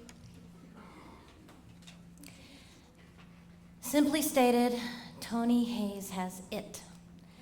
That thing which few possess that cannot be described, but you know it when you see it or hear it. When Tony walks on the stage, the audience sits up straight or elbows their neighbor to take notice. Tony readily understands the nuances of comedy as he adds immeasurably to the scene, to the production, and to the community at large. Reaching beyond the school campus, Tony has already made his mark in the professional Wichita theater scene, racking up a most impressive resume of acting and technical credits. He works for Wichita Children's Theater and has won 3 prestigious Gesture Awards. These are Oscar-style citywide recognition for his impressive and star-quality work here at Wichita Collegiate's music theater program, Seussical, Les Miserables, Crazy for You, and eminently Pippin. In addition to Tony's prolific stage work, he is, in essence, a one-man band. A natural, self-taught, ear-trained musician, Tony learned trumpet and was performing within weeks with our school pep band. But he says his true passion is songwriting and composition. He first captured our hearts at Wichita Collegiate when, as a freshman, Tony wrote and performed a musical eulogy to honor the death of Aaron Melhorn. Many of us think of him as our very own Billy Joel or Ben Folds. Tony's annual contribution to our talent shows, last year's Hayes-directed, unabridged version of Queen's Bohemian Rhapsody, complete with rock band and full Mormon Tabernacle Choir. They're always the crowd favorite and saved until the very end. Yet Tony's life has been anything but typical. He spent much of his second grade year in a wheelchair after being the only survivor of a small plane crash which tragically took the life of other family members. And perhaps this is why when talking with Tony, you feel as if you are speaking with an old soul, someone who is wise beyond his years, someone who has made a rainbow connection. And when observing Tony's boundless energy and abundant confidence, you get the sense that Tony feels that he has nothing to lose. So our piano man is Belmont bound, heading to Nashville, Tennessee, but rest assured, Mr. Hayes, we will be watching and waiting for your star to rise in a Kansas sky.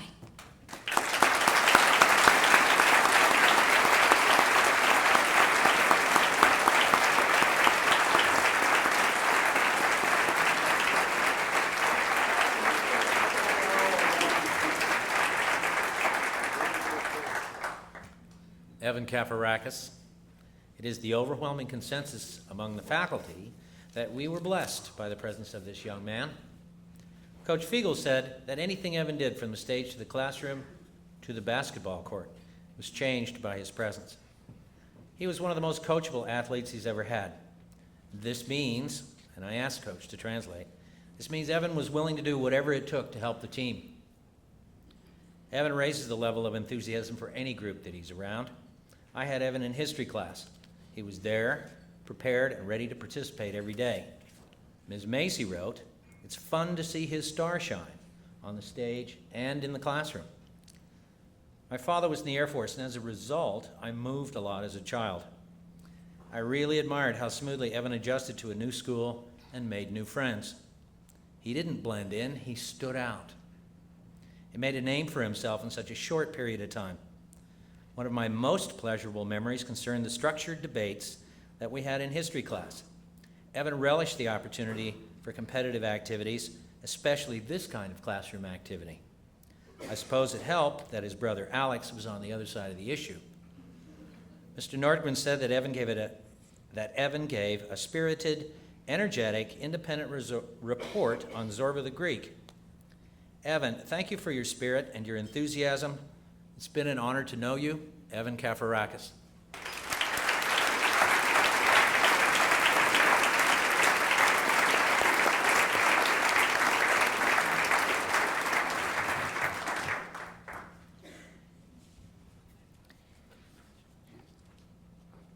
A classic firstborn, Van Winter is type A, possessing strong convictions, great initiatives, and intense sense of purpose. This widely respected leader has high aspirations, but manages to keep his perspective and humility in check.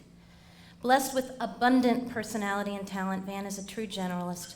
This Renaissance guy excels in athletics, two-time 4A state tennis champion.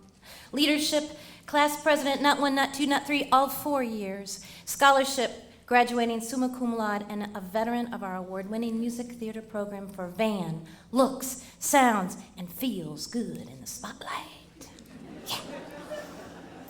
Still, Van is a bit of a paradox, a fashionable urban fellow proudly sporting a hard-earned Eagle Scout badge. And even though Van has been generously blessed with many gifts, he proclaims that he doesn't want things to come too easily. Remember when you told me that? Citing his grandfather's self-made reliance as his #1 inspiration. No wonder our homecoming king and National Merit Commended finalist earns great tips waiting on folks at area restaurants each summer. He's a true servant leader, and Van will leave his mark forever on this alma mater. This earnest, driven, and forthright young man will be an enormous asset to Southern Methodist University, and he will be sorely missed and dearly remembered here at WCS. Mr. Van Winter.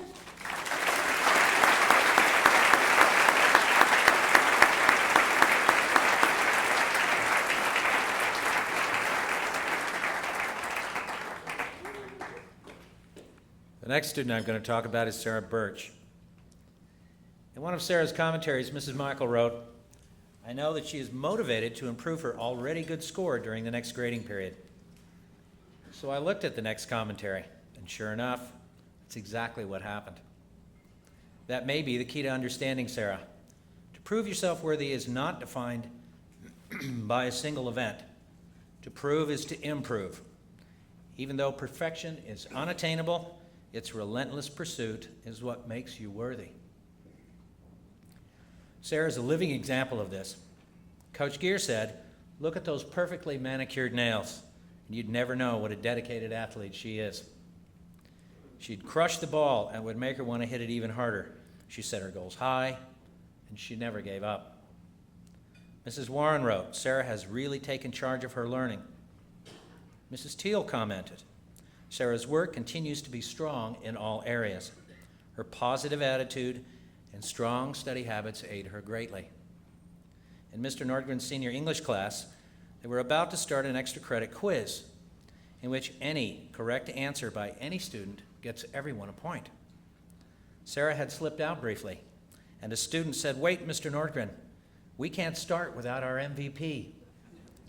"Sarah, you'll always be and MVP with us. Thank you, Sarah Birch.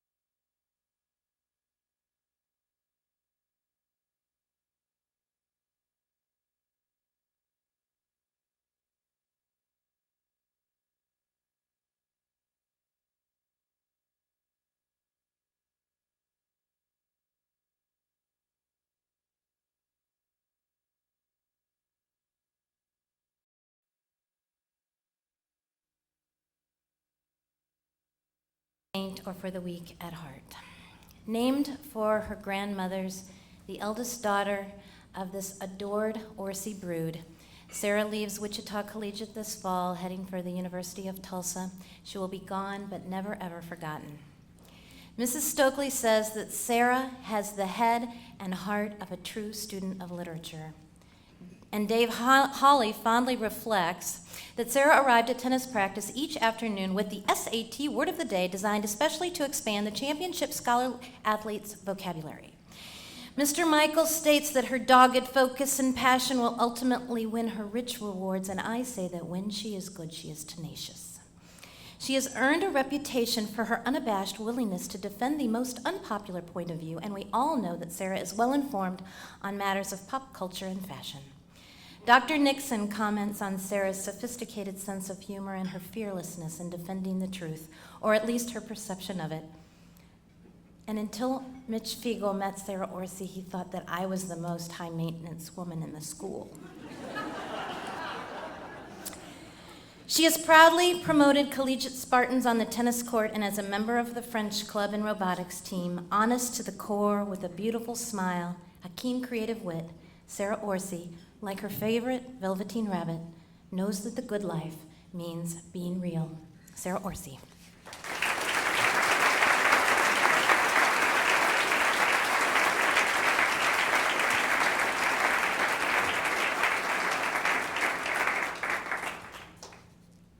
Jordan Jones. The definition of the words straight shooter, according to the Oxford English Dictionary, mean frank and honest person. This young man is certainly a lot of things, but frank and honest capture the essence of Jordan. In the second grade, Mrs. Kennedy remarked on Jordan's desire to take advantage of every opportunity to learn. In the third grade, Jordan often gave up recess time to work on his times tables. In the fourth grade, Mrs. Stuckey complimented Jordan on the fact that he was always prompt and ready to get down to business. I taught Jordan when he was a sophomore and a junior. Those attributes described by his elementary teachers were in full bloom by the time he got to high school.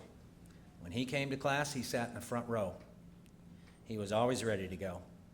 He never had trouble keeping track of his materials or his text. He was focused and he was quiet. He never had issues with staying on task or getting distracted. If I asked Jordan a question about what we were doing or what we should do next, I always got a straight answer. Now, I don't hunt myself, but I know that it takes patience, focus, and a kind of quiet mind that, Jordan, you've shown time and time again. You'll always be a straight shooter with us. We'll miss you very much. Jordan Jones.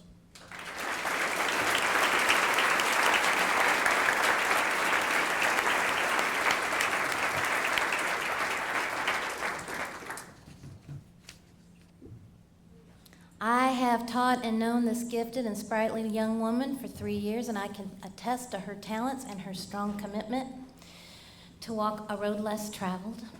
The Metamorphosis of Rebecca Joy Lear is a story worth telling. This cheerleading, magical singing, trendy but tardy National Merit Commended co-ed began looking inward much earlier than most, Following near stellar freshman and sophomore years, Becca's journey at Wichita Collegiate School was rife with mounting absences and falling grades. Slowly but surely, she came clean with me, right there in room 107. A closet songwriter and a good one. Becca had a vision for herself but didn't know where or how to begin. She felt certain that her dream would not be supported and her peer group would reject her.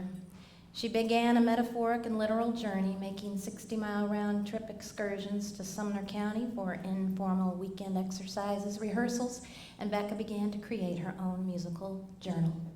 She found her true voice. This is not one which imitates a complicated culture. This passion for musical expression continues to drive her onward. In short, Mitch Beagle said, Becca blossomed. The music began first tentatively, but now has the force and determination of a coal miner's daughter, or in Becca's case, a mill worker's daughter. Last spring, she performed for the first time in front of this whole student body, but is now regular at area coffee houses, confidently playing her own creations for enthusiastic audiences. Her English essays reflect literary purpose and the same strong, natural gift for the written word. Becca is most earnest, a wonderful teenage songwriter, one of the best I've encountered in a 20-year teaching career.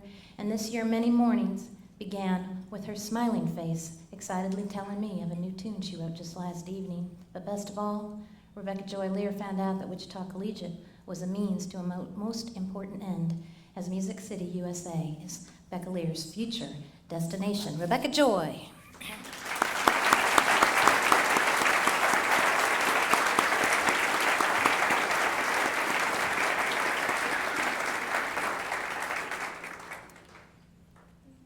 Julie Sherman. I see you back there, Jules. After looking at Julie's commentaries, the one thing that all of her teachers recognized in one form or another was her positive attitude and her sense of humor. There were numerous comments about her ability to grasp concepts quickly. She had a solid mastery of math and science, and her English teachers appreciated her writing skills. I think that her successes in the future will be the direct result of her cheerful disposition. She has such an infectious laugh. I had Julie for 10th and 11th grade history. I don't ever remember her coming in the room without saying hello.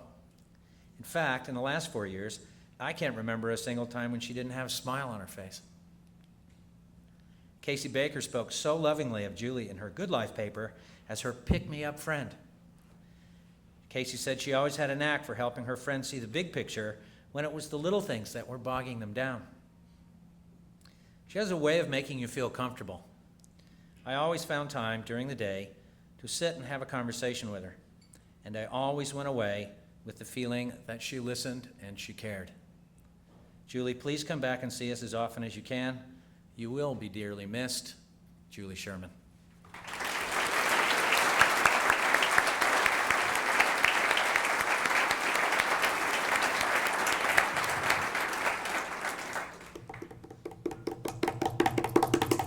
Coming out of chute number 2 at 6'3", weighing in at 210, dripping wet is our favorite buck and bronc, Mr. Clark Morgan. With his steel-toed work boots, which reflect that same work ethic, our singing cowboys at home in the great outdoors. To this young man, nothing says love better than a good fishing boat, a sharp chainsaw, or a winning basketball season. Born 50 years too late, this lanky scholar proudly speaks of his long legacy of native Kansas farm stock. And this pioneer spirit comes naturally. Clark Allen Morgan is the real deal, ladies and gentlemen. No stranger to a chicken fry or a tractor seat. A little-known fact about Clark is that he sleeps on his roof every night. In his fashionable Eastboro neighborhood, no doubt.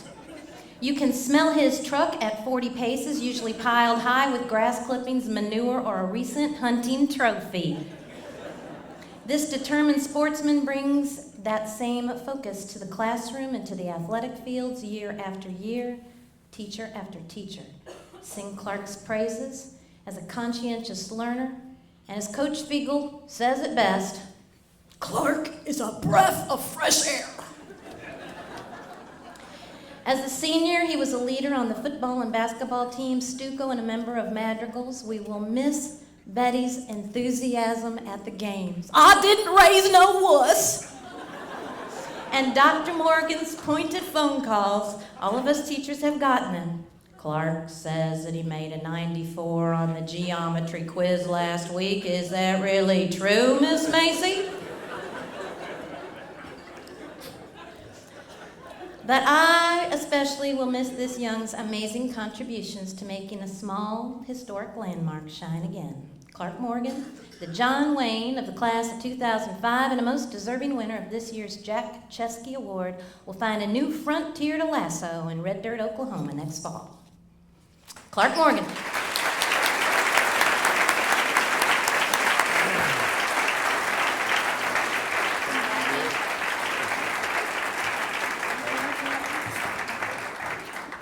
Good evening. I'm not Kevin Michael. I have no hair. But I am James Ackerman, and I'm very glad to be here tonight. We think we know something or someone, and then it changes.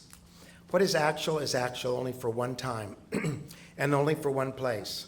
Our days, our hours, our minutes are just a mere kaleidoscope. Every instant a change takes place, new instants, new harmonies, new contrast, new combinations of every sort. The most familiar people standing each moment, there's a new relationship to be had. And just when you think you have learned the way to live, life changes. At 10:45 on Wednesday 2 weeks ago, I told the Madrigal seniors that I was no longer their teacher and they were no longer my students, and that we were just friends. So tonight I'm introducing 5 of my friends to you. And as the weather changes, so do these students, every day, every minute. And as the weather changes, you know, there's a constant fact that they will always be the class of 2005 from Wichita Collegiate School. Tonight, with the weather, I've got the sun, the wind, the lightning, the moon, and the stars. The sun, radiant and dependable. At 2 years of age, she sang Amazing Grace at a Baptist church in San Antonio.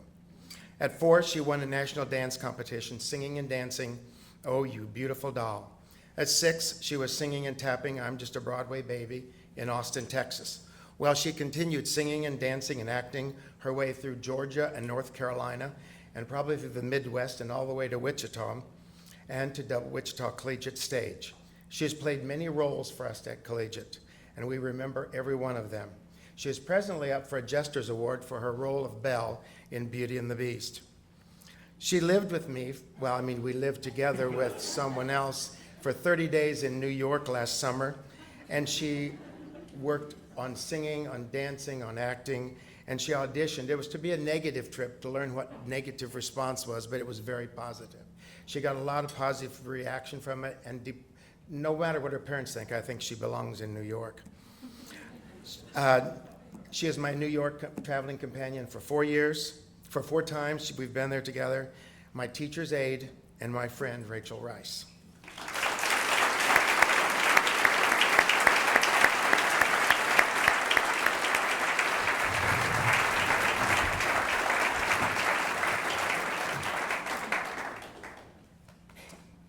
I'm going to speak about Mia Lee first tonight.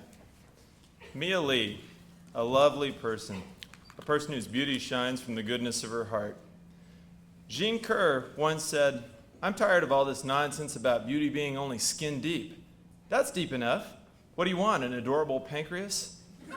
Inner beauty is a quality that I would definitely attribute to Mia. She's a delight to have in class. She greets you each day in the hallway with a smile, and she works so hard in your class. Her warm and her engaging personality positively affects the atmosphere of every room that she's in. But just because she has this inner peace doesn't mean that she's afraid to speak her mind. She is not timid, but she's often playful and mischievous. She was in my physics class last year with a bunch of very ornery boys, Jess, JC, Thomas, Will Clark, and Chris Whitchurch. You know who you are. They would tease her unmercifully. But she would always respond with a smile, and she would just tease them right back. I remember laughing one day when she said, Mr. Hawley, why do American boys smell so bad? That shut them up for just a while. Albert Schweitzer once said, "In everyone's life at some time, our inner fire goes out. It is then burst into flame by an encounter with another human being. We should all be thankful for those people who rekindle that inner spirit. And for me, Mia is just such a person." Mia will be attending the University of Illinois next fall. Mia.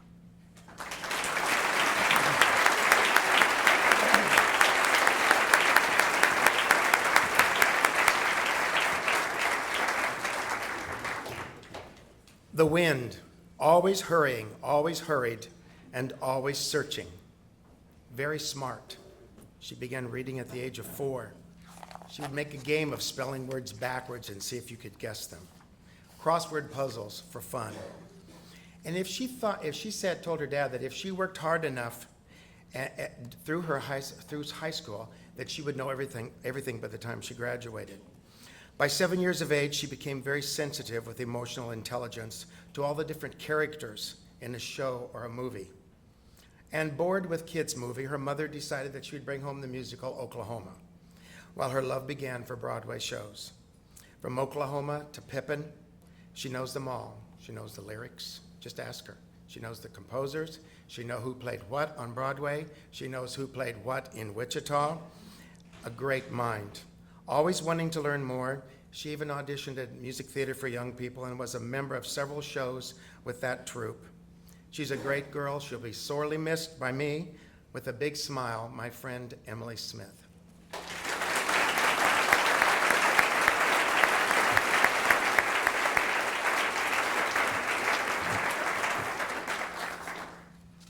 Ryan Carbray. The joy of life. No matter what happens, face it with a smile. To me, this describes Ryan to a T. Emily Dickinson once said, "The mere sense of living is joy enough." And Ralph Waldo Emerson also once said, "For every minute you're angry, you lose 60 seconds of happiness."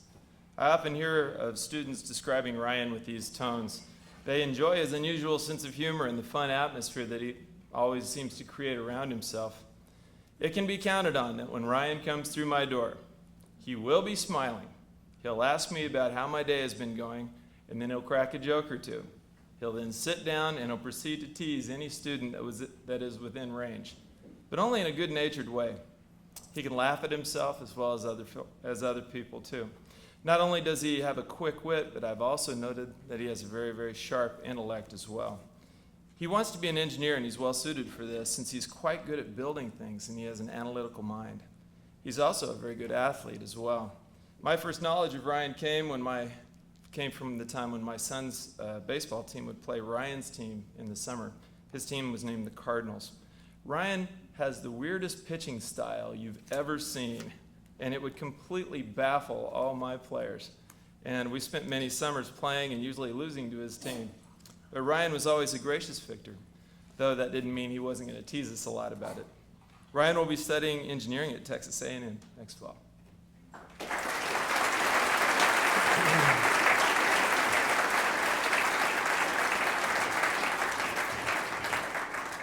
Well, it's the lightning time, and we've had a lot of that recently. The lightning, quick, bright, and quick, and quicker. And I'm sure he came into the world like lightning, too. And he runs into my room like lightning, laughing, always with a big guilty smile on his face, sometimes on Jess's back. And this smile, of course, is a non-guilty smile, because he never did it. He wasn't the one. But at the age of 4, it seemed as though he was into fashion. He was observing hair color and eye color and daily outfits of a certain little red-headed girl in his class. And with the desires from that early age to become a psychologist, because he thinks he can figure out relationships between reality shows like Bachelor and Survivor. He seems to know what's going on. He has a gift of intuitive sensitivity. He's got talent in academics and athletics. But he still has a very important spot in his daily schedule for a very close circle of friends, very important. A great guy, a good tenor, and a really live one, my friend Nick Troilo.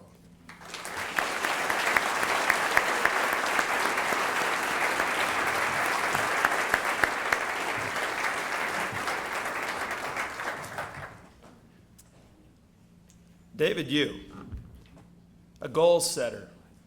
Aristotle once said, Man is a goal-seeking animal. His life only has meaning if he's reaching out and striving for his goals. But Elbert Hubbard countered, many people fail in life, not for lack of ability or brains or even courage, but simply because they've never organized their energies around a goal. I believe that David is the most goal-oriented young man that I've ever taught.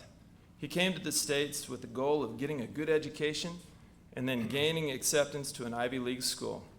He spoke to me about how when he first came to America and he was sitting in classes in high school, not our high school, but a different one, he struggled so much because he couldn't even understand a single word that was being said. One day he was so excited in a biology class when he finally understood his first word, someone brought up the term photosynthesis, and that clicked. From that point on, he's been unstoppable, even to the point of being named our valedictorian this year. Tied with his dedication to his goals is a keen mathematical mind. Mr. Farmer gave him a tremendously high compliment. He said of David that he has had more impact on mathematics in our community than any other student at Collegiate during Mr. Farmer's tenure. David was the momentum behind getting our first ever math club started, for instance. Indeed, he's a member of every academic team on the campus, and he's a person that the underclassmen set their sights on as the standard to which they seek to achieve as well. David will be attending Brown University this next fall. It's an Ivy League school. David.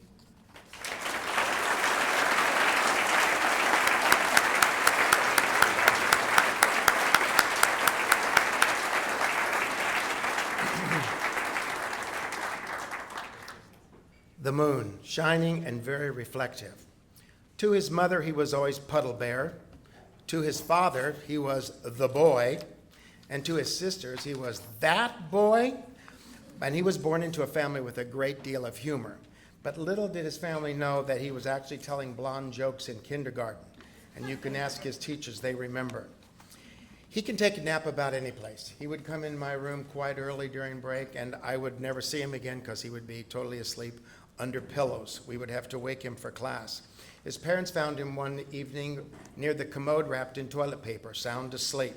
So you never know where you can find him. He was born into a family with two very vocal sisters, so he had a lot to keep up with. He has to stick up for himself with them and found it very rough at times. But through it all, he is a great singer, a great vocalist, played many great roles for us on the stage. A great boy and a great brother. And he made it through all of that, and I'm sure he will make it on. The last of the Pools, the big bass, and my friend Adam Poole.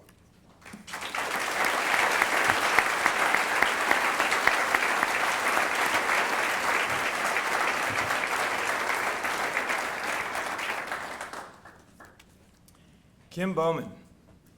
Determination, the unyielding tenacity of holding on to a goal. This is a trait that I admire so much in a person. Kim has it. Kim has the ability to focus on a task that she deems worthy and to just totally dominate it. Some students unfortunately ascribe to the wisdom of Homer Simpson, who once said, "You tried your best and you failed miserably. The lesson is, never try." Instead, Kim will face a setback and will get back into the ring and take up the challenge just once again. It's this grim determination, this spark of greatness that I see in her that caused me to request to be able to speak about her tonight. I would see this tenacity when she was assigned different building projects in physics in my class. For instance, Kim once built a rocket that outperformed the rest of her class by threefold. The other students were in awe of her designs, but I knew that Kim had spent much time on the designs during breaks and after school, and I smiled because I knew how badly she wanted to win that record.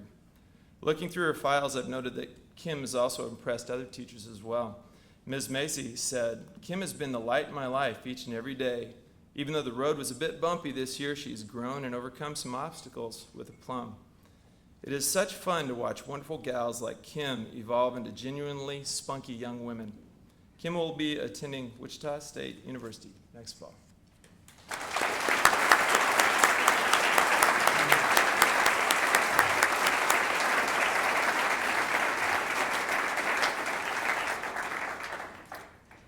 The star, always twinkling here and twinkling there, and you never know where he is. But he is a mature kid at heart who loves kids. He is blessed with a hidden joy of life and has been a joy to many, including myself. A really good friend to his friends. He is very patient and very gracious. At the age of 6, he broke a bathroom cup, and after gluing it back together, he wrote a little sorry note to his mother. That's a nice boy. When he stayed with his cousins, he would put them to bed, take care of them, turn off the lights, and then he would smile in the dark, scaring them with his glow-in-the-dark braces. So he's a very entertaining young man. Always concerned about child safety with young kids. He'd make sure they wore their helmets, watched the right cartoons, and help them choose the proper websites. He's been a joy to me, a great bass, a steady guy with a great smile, a great young man to have for a son, my friend Joe Kim.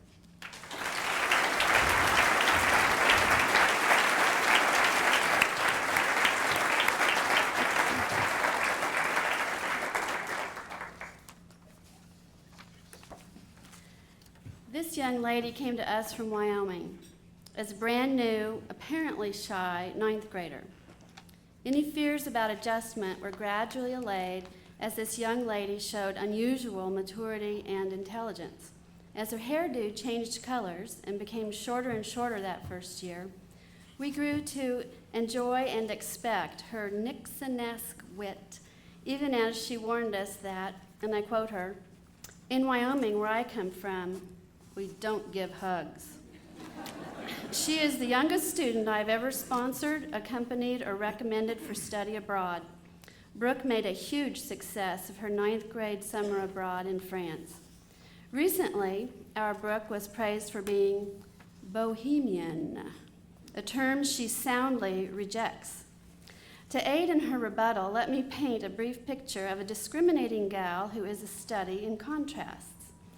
Just because a person loves fencing and jackalopes, convertibles, and memorabilia ranging from Hello Kitty to Elvis Presley, to Cosmo magazine in umpteen different languages, does not mean one is bohemian.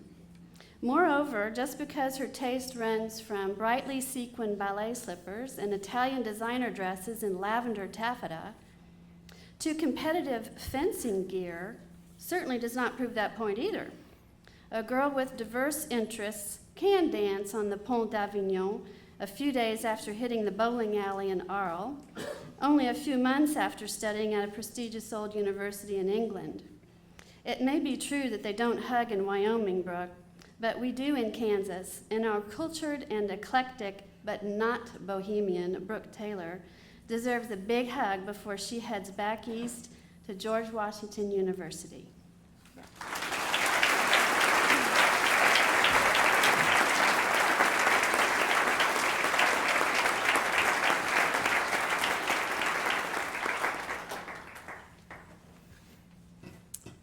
2 hours into this, and nobody's made a joke yet about the nuclear option. Let that go. I have a couple of personal announcements that I need to make, actually 3, before I get into, yes, I'm already off script, okay? First of all, I'd like to congratulate Sarah Birch for being the only person in the class of 2005 who's going to a real university next year.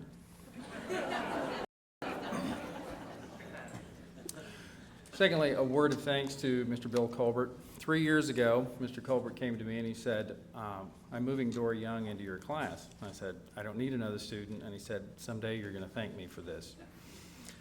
2 years ago, he came to me and he said, I'm going to move Maggie Spillman into your class. And I said, I don't need another student. And he said, someday you're going to thank me for this. Mr. Colbert, thank you for 2 of the best days of my teaching career.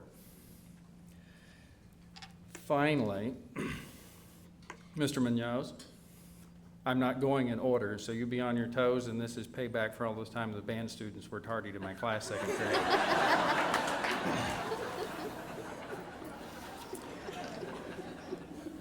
Now you know why they don't let me do this every year. Okay, I had 20 seniors in my senior seminar this year. I would have gladly talked about all 20 of them, but one of the great things about graduating is you don't have to listen to me for 40 minutes anymore, so I'll just be talking about 4. Many of you, parents that is, If you've been looking at your credit card statements over the last few months, you've noticed that a lot of seniors took trips to Europe during spring break. And after they came back from that trip, Scott Roselle showed me a picture of Clark Morgan in boxer shorts. Now, this raises two questions, at least. Why did Clark have that picture taken? And why did Scott have that picture? I can answer both questions. When I was 19 years old and I went to Europe for the first time, yes, I had my picture taken in boxers. It's what teenage boys do. If you don't, you're not normal. Anyways, Scott had the picture because Scott is a very curious person. Now, curious has multiple meanings, and they apply equally to Scott. One meaning is something that's unusual, something that's interesting, something that's out of the ordinary, all of which describe him. When we went to Borders, Scott looked at bass fishing magazines. When he came to class, he smelled like burnt hamburger. Another meaning has to do with questioning, wanting to know all kinds of things about all kinds of things. During the last 2 years, Scott has asked more questions about more topics and has offered more comments than the rest of my students combined. So my room may smell better, but there will unfortunately be more of the wrong kind of silence when Scott goes off to college next year. Scott Roselle.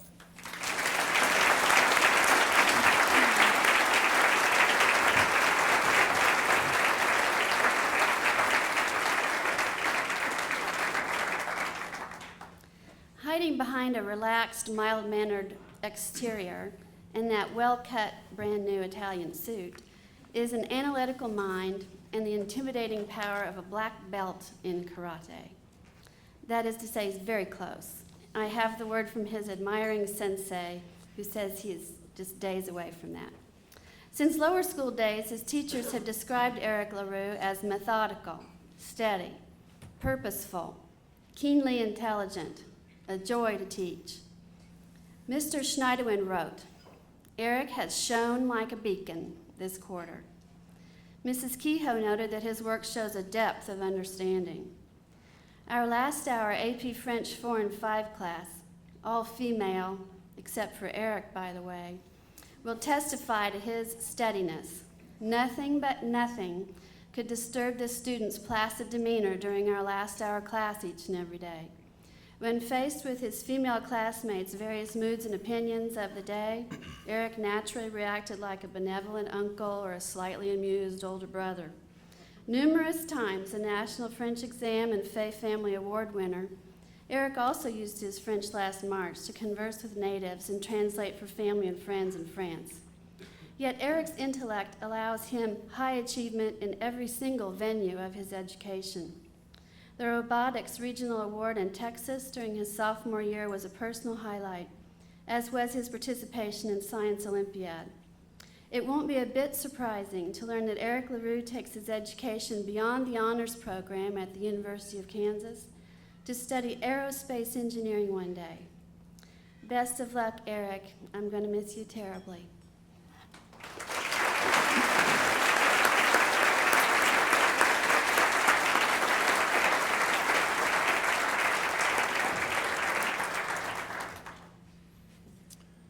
Not that silence in a building full of 300 teenagers is a bad thing.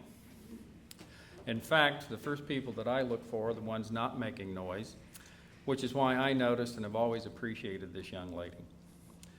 When she came to my class as a sophomore, she did not say anything for several weeks. Then I was finally able to get her to say no instead of just shaking her head. Then we worked our way up to hi, and we had ourselves some real conversations then. By the time of her senior year, we were actually speaking complete sentences to each other. None of this is a problem because the aphorisms say so. Actions speak louder than words. Do as I do, not as I say. See, I changed that one so it would fit here. The more you speak, the more you conceal. Without a screen of noise, people can see you for what and who you really are. They can see your kindness, your consideration, your sincerity, your responsibility. I have 2 unmarried sons, but wishful thinking has never done me any good at all. So I will close with one more aphorism. One alley howl is worth 1,000 words.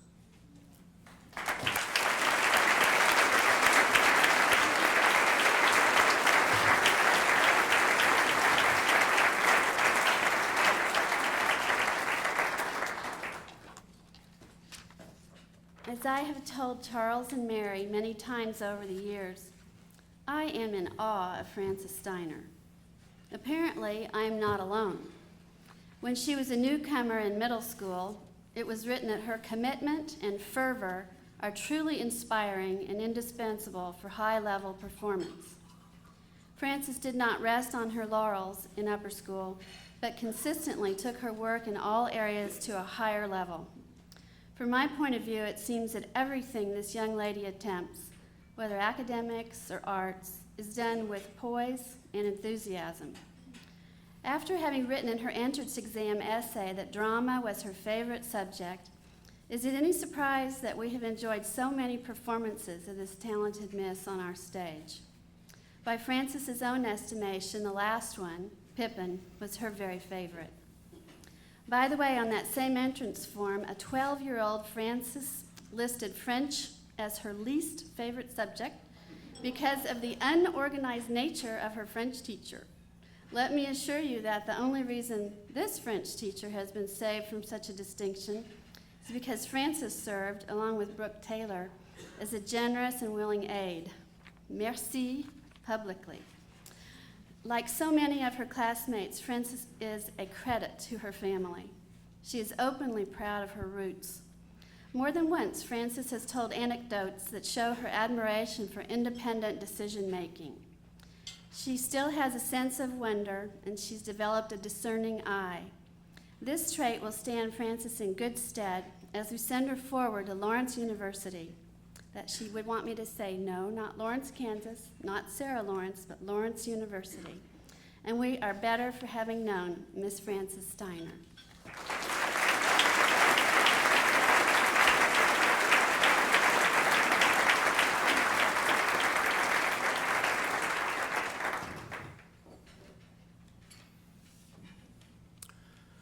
When this young lady came to my class as a sophomore, she did not say anything for several weeks. Then I was able to get her to say no instead of just shaking her head. Then we worked our way up to high, and we had ourselves some real conversations. By the time of her senior year, we were actually speaking complete sentences to each other. No, I'm actually talking about a different person. I didn't just read the same thing over. The first thing I found to be peculiar about this situation was that I thought head cheerleaders were supposed to be noisy people. The other thing I noticed was that the word Andy seemed to make her a lot more vocal. I did win one significant argument with this young lady. She was not sure that she wanted her parents on her trip to Europe, and I told her it would be a good thing, and I was right, and she was gracious about that when I pointed it out to her. She is also only the second person whose appearance I have paid any attention to in the last 16 years, which is quite a compliment from a man who only wants to know which white shirt, which khaki pants, and which red socks should be worn on which day. I don't know why she doesn't set off metal detectors everywhere she goes, but I do know that WCS will be unfashionably quiet when Ashley LeBlanc leaves for college.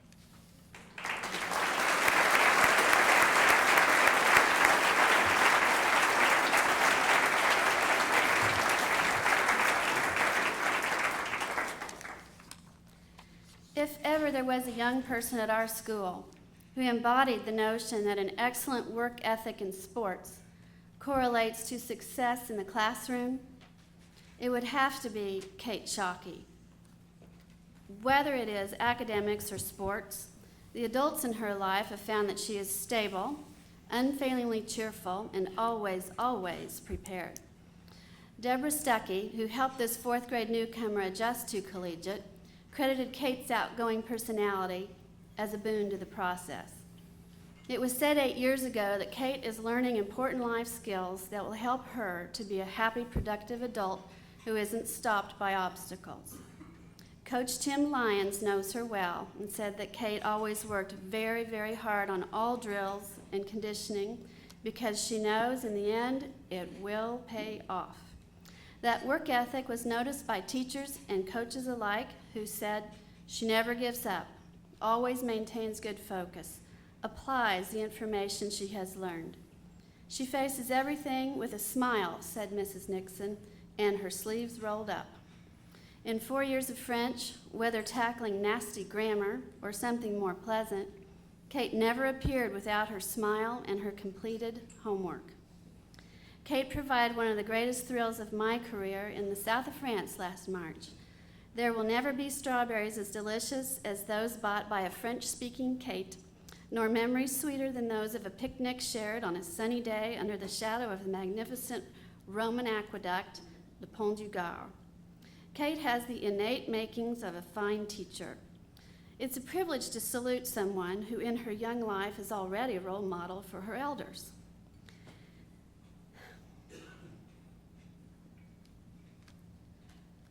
Kate Shockey is a real student who has actively pursued her education while also developing her God-given talent as an award-winning athlete. We are so proud of our Shockchien, our shocker, Kate.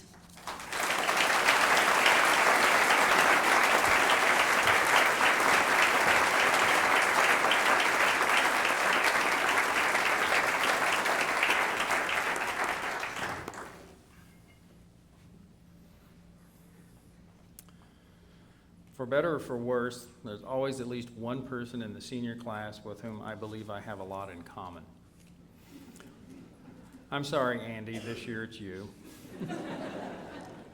What do we have in common? Not football. You played for years with great success. I played for a week and broke my finger. Not music. You're a very talented guitarist, and I was kicked out of a band when I could not master the tambourine. And certainly not boats, because I got to ride in a Venetian gondola with Ashley and you didn't. Well, what then? What do we have in common? How about words and books and ideas and the arts? I can't say this better than Machiavelli, so I will close with my favorite quotation from him to you. When evening comes, I return to my home and I go into my study. And on the threshold, I take off my everyday clothes, which are covered with mud and mire, and I put on regal and curial robes. And dressed in more appropriate manner, I enter into the ancient courts of ancient men, and am welcomed by them kindly. And there I taste the food that alone is mine, and for which I was born. And then I am not ashamed to speak to them, to ask them the reasons for their actions, and they, in their humanity, answer me. And for hours I feel no boredom. I dismiss every affliction. I no longer fear poverty, nor do I tremble at the thought of death. I become completely part of them. Andy, come back sometime. We'll toast poverty and good books.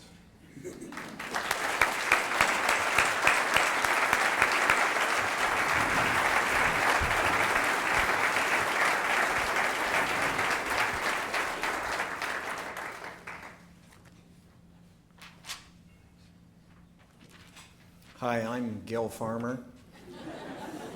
But I would at this time like all of you to please stand up for a second and give Jerry Nixon a standing applause, a standing ovation for his return to the senior banquet. But no, really just to stand up. But take a little break here. A little earlier, Lori Bigler was talking about the collegiate family and how we refer to lifers.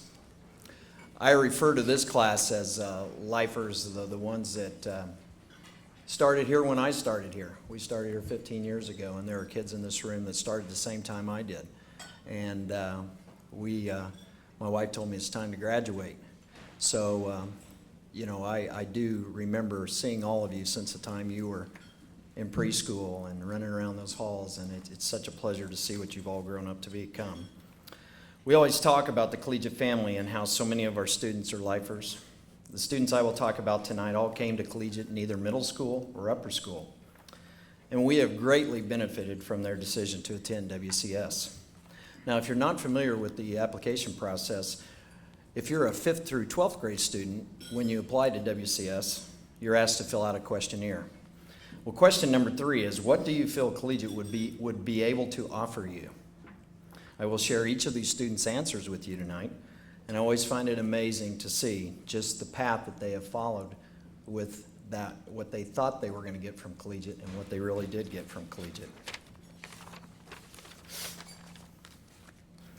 John Cody, or as you know him, J.C. Brendengerd, applied to Collegiate for the fall of 2001.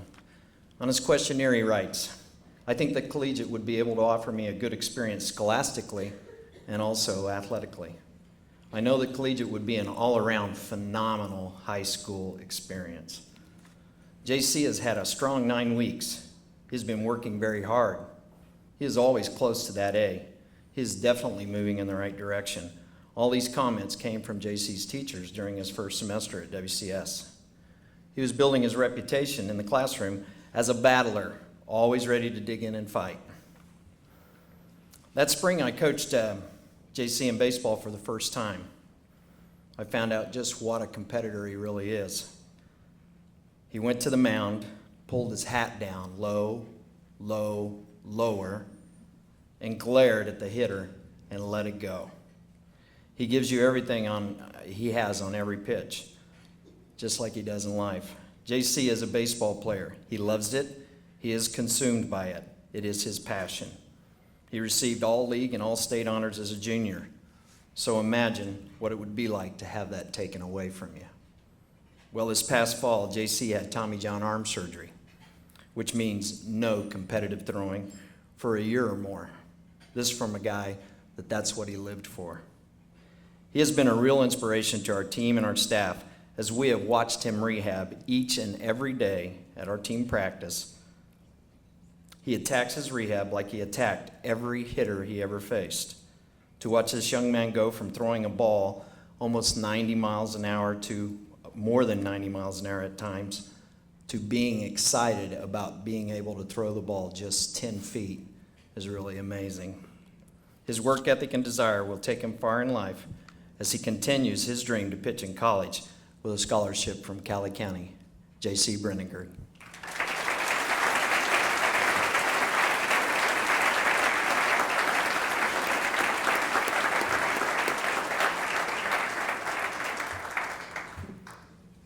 Good evening. In August 1999, Wichita Collegiate enrolled this student as a 7th grader. Right from the start, his teachers seemed to like him. His middle school teachers made comments such as, Sam started the year off very well. I enjoyed his personality in the classroom and he is an eager participant in the classroom discussions and activities. He seems very comfortable at Collegiate, and it's hard to realize that he's a new student. His sense of humor is wonderful. He's a neat young man. He's an outstanding addition to Wichita Collegiate.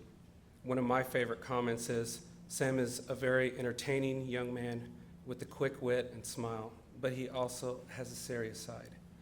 I met Sam Martin when he was an 8th grader.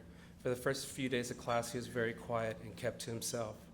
Today, I realize he was only adjusting to his new surroundings. Mrs. Michael said it best when she described Sam. She said, underneath his deadpan appearance lurks a lively wit, a keen intellect, and a fun sense of humor. Sam's multifaceted musical talent amazes me, yet he is so humble about his ability to play a variety of musical instruments with finesse. Probably the greatest aspect of Sam's musicianship is his sheer enjoyment of performing. Sam is a trombone player, he's a pianist, he's a percussionist, he's a drumline captain, and he's a true musician. As Sam continued through high school, there was no stopping him. He was on honor roll for all 4 years. He was involved in upper school dinner theater. He played JV football, varsity tennis, participated in the Pittsburgh State University math relays, robotics, French club, and he received a number of instrumental music recognitions. Sam didn't slow down during the summer months. For the last 11 years, Sam spent his summers at Camp Collegiate. He started as a camper and graduated to a counselor. Mr. Scott Hawley said, Sam is a great counselor. Someday he'll probably take over the camp from me. He loves to tease the campers. The campers constantly try to get the best of Sam, but to no avail because nobody can out-tease Sam. Sam is a true friend. He is never in a hurry, but he knows how to get things done. He is a leader and a teacher.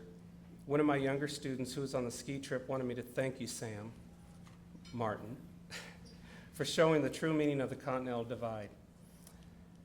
Sam and I will forever share a profound and deep friendship since the 8th grade has developed in and outside of the classroom. I personally will miss those midnight phone calls from Sam and his friends inviting me to camp with the guys at El Dorado Lake. Or should I say, as he puts it, Munoz, come out to El Dorado Lake and camp with us at midnight. My wife loved that phone call.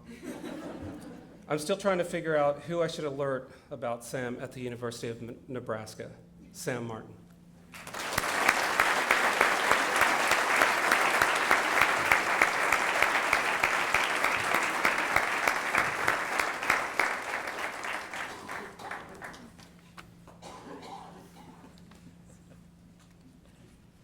Jackie Lumsden applied for 11th grade in the spring of 2003.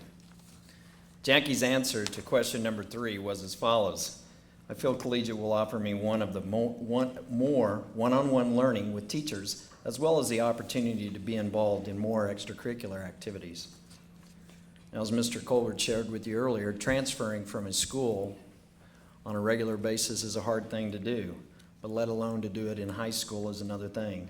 And someone else shared with you about Amber transferring and what a smooth transition she made. Well, we were blessed to have 2 young ladies transfer in that junior year, Jackie being the other one. Now, transition from one school to another is sometimes a very, very trying experience, but especially when it occurs in the high school years. But not for Jackie. Her smile, her personality, her giggle immediately won her friends in the student body and many fans amongst the faculty. She was determined. She was driven. She became co-captain of the cheer squad, a member of the softball team, and just recently was recognized for her scholastic ability and integrity by being inducted into the Cum Laude Society. She is a lifelong friend for her friends that she has become close to at Collegiate. There is no doubt about that. And wow, all this, not bad for the new kid.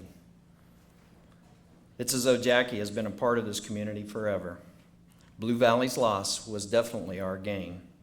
Her smile, which if you haven't noticed, is without braces and is beautiful. It was beautiful before. Her personality and her hard work will again serve her well as she becomes a Jayhawk next year. She loves pink. We'll leave it at that. Jackie, we're sure glad you chose us. And in the words of Senorita Papendick, Jackie Lumsden is a peach.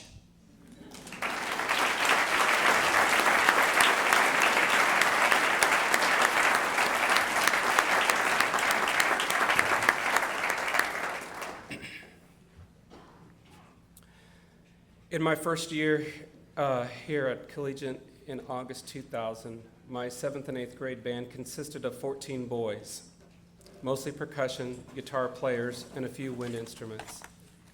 Asher Fusco was one of my many percussionists. I could tell from the first few days of class that Asher had an eagerness to grow as a musician, had a love of music, and a commitment to success. I was seeing a lot of leadership skills in Asher, and he was liked by his peers. His Montessori preschool teacher noticed similar qualities when she wrote, Asher enjoys being a leader. He's very well liked. His confidence in new areas is growing, and he's making independent choices. His motor skills are developing well on the playground. We see a lot of running and climbing. He's working to tie his shoes. It's nice to know that his training in preschool helped to make him such an outstanding young man that he is today. Asher is described by his teachers. Some of the things, as Asher is described by his teachers, some things have not changed. Asher still maintains a sharp intellect, his unfailing politeness, and his zany sense of humor. Mrs. Michael commented that Asher is a very talented musician of several instruments. but her favorite Asher performance was his outstanding guitar work at 2 a.m. at the Michael home while busting open the bedroom door with the help of his friends, musically wished Kevin Michael a happy birthday.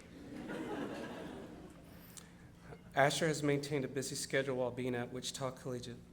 He has participated in the upper school music dinner theater, has maintained honor roll grades, and has received a number of awards through concert and jazz ensemble. Asher's determination for success drives him to become a better musician and individual. Toward the end of his freshman year, Asher and another student came to me and said, "Hey, we noticed that you could use some trombone players. If you get us a couple of trombones and teach us how to play them over the summer, we'll play them next year in band." Asher did all the work to become a successful trombone player. I just simply taught him the basic skills. Today, Asher is an outstanding musician. He has also taken on the role of a private instructor to some of my fifth grade students. David Wheeler, a fifth grade guitar player, told me, "Asher is a great teacher who is always willing to help me. He is a very good guitar player. He has taught me more in 5 weeks than all my teachers put together." That says a lot for me.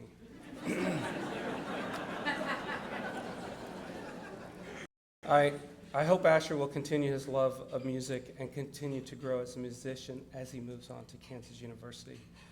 I'll be waiting to hear his first CD, Asher Fusco.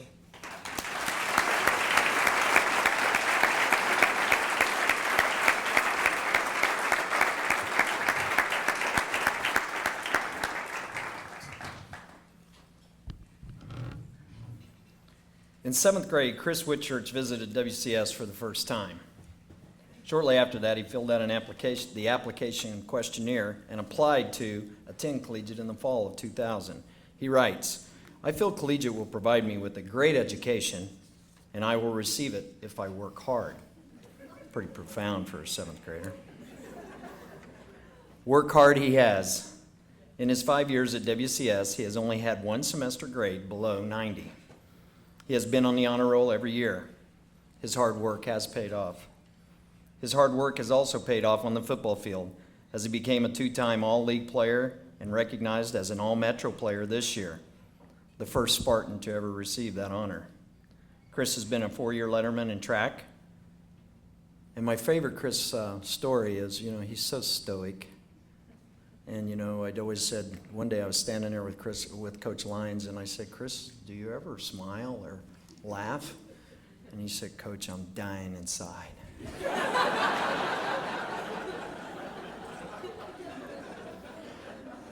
Chris has become a fashion icon as a member of the bowling team. If you didn't get there, you missed it. Sunglasses. He was such an intimidator to the other team, he and Hayes. And by setting a new standard for dress at the Honors Day ceremony, glove, you all saw it. Chris has spent his senior year living with the Martin family. He chose to do this after his father took a job in Florida and the family relocated. We thank the Martins for hosting Chris, and we thank Chris and his family for choosing to finish his upper school education with us. His academic and athletic preparation will help him with his endeavors at KU as a member of the Jayhawk football team. Chris Whitchurch.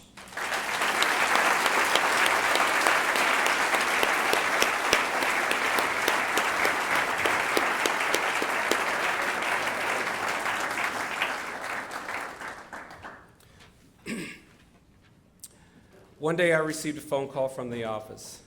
It was probably the first week of September 2001. My band was already established for the school year, and we were working on pet band music for our first home football game. I was told by the office that they were sending over a new freshman student. I'm always excited when I get new students that are interested in band and already have a good background in music. What I didn't know until during my conversation with Kathy was that this musically talented student was a classically trained concert pianist. I invited her to listen to our band to see if she and I could come up with an instrument for her to play. I explained to her there's not much room in the stadium stands for a grand piano. To my surprise, as we sat in my office after class, Kathy sat there with a puzzled look on her face, and she said that she thought she was not good enough to be in band. However, having the courage not only to enter a foreign land and culture from her native home in Korea, Kathy also had the open-mindedness and courage to try her skill on any percussion instrument that was put in front of her. She became the band's mallet player, timpani player, piano accompanist, and continued being a concert pianist. Kathy went on to enter and win competitions and was a featured guest artist at Friends University. Kathy's love of music and commitment to excellence enriched our performances at Wichita Collegiate. Kathy's enthusiasm for life is expressed through her smile and laughter when she can be seen and heard in the hallways while she is surrounded by her many friends. Not only did Kathy bring her love of music from Korea, she also brought some of her Korean culture. She has written and published 2 English versions of Korean cookbooks. Although Kathy has written these cookbooks, according to her brother Jaeho, Kathy can't cook. I'm fortunate to own one of the copies of Kathy's cookbook, but I must admit I have not yet used Kathy's book since I can't find the chapter on Korean burritos. For the last 4 years, Kathy has been involved in dinner theater, track, varsity tennis, Science Olympiad, Scholars Bowl, and the Wizard Science Club. This year she's been an officer for the Astronomy Club and a member of the Awesome Collegiate Drumline and an honor roll student. Kathy's humility, drive, and intelligence guarantee Kathy a very successful future at Cornell University in New York. Kathy Wayne.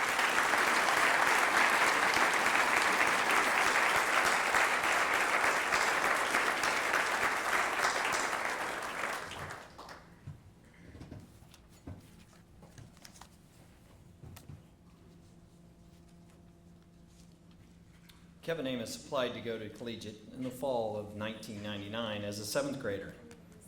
He said he had heard about WCS from his friend Will Barrier and had attended my winter baseball camps. That might have been recruiting, I'm not sure, but sorry, Tom. Kevin writes, I would like to get a better education, and when I get to high school, I want to play on a good, high-quality baseball team, which is the Spartans. He was sucking up a little bit there, you know. And Kevin stepped into 7th grade and immediately was at home in his new surroundings. Mrs. Dawkins writes, Kevin has been such a delightful addition to this class. He is a fine young man with a great deal of potential. Now, Kevin is a quiet, unassuming young man with a huge heart. He is well respected amongst his friends and peers. He has been a member of Dynamics, Ensemble, and Madrigal each year in the upper school. He has performed in many of the musicals. Even though he's a quiet, unassuming young man, he is a fierce competitor on the baseball field and has been a big part of that high-quality baseball team that he wanted to be a part of since his freshman year. Kevin's baseball path has come full circle at Collegiate. Now, it's his freshman year. We go into a regional game, bases loaded, no outs. I put Kevin into pitch. His mother leaves the stadium immediately. His father, at the beginning of that inning, had a full head of hair and was not gray-headed. When the inning was over, Kevin pitched himself out of the jam, and the team went on to play in a state tournament. 3 years later, a senior regional championship game, bases loaded, no outs. Of course, this time he created the jam. He pitches himself out of the jam, and again, the team is going to the state tournament. His academic and his athletic preparation have paid off and will continue to do so as he is a scholarship member of the Kansas Newman baseball team next fall. Kevin Amos.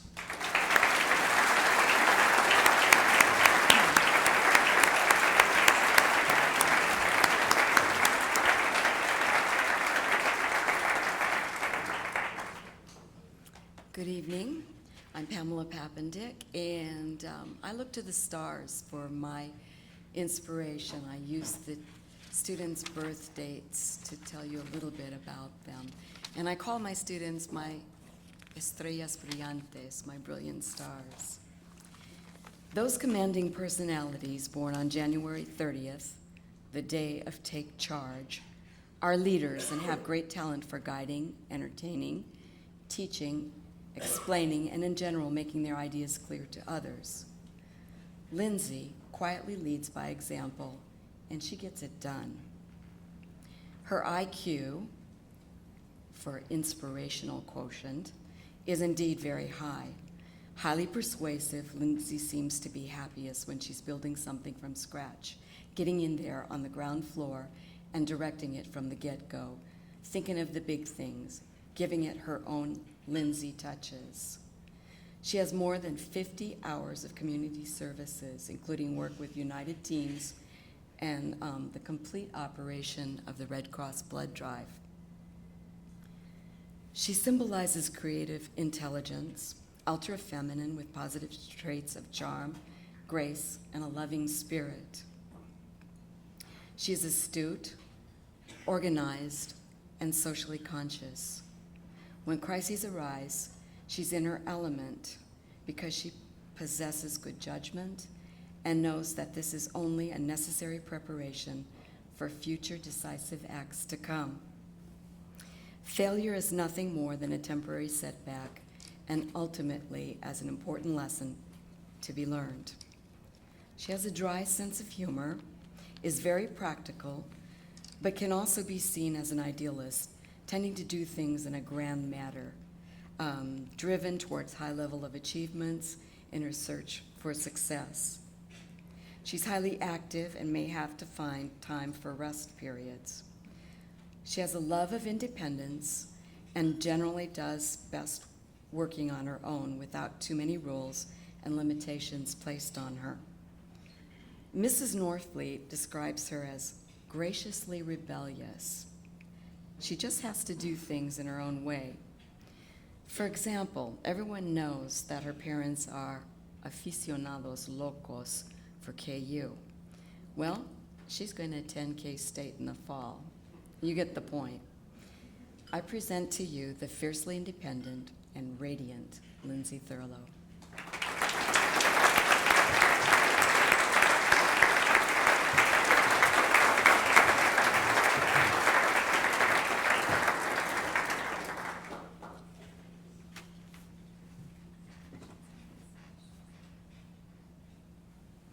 Blake Floodman enrolled at Collegiate in the fall of 2000 as an 8th grader.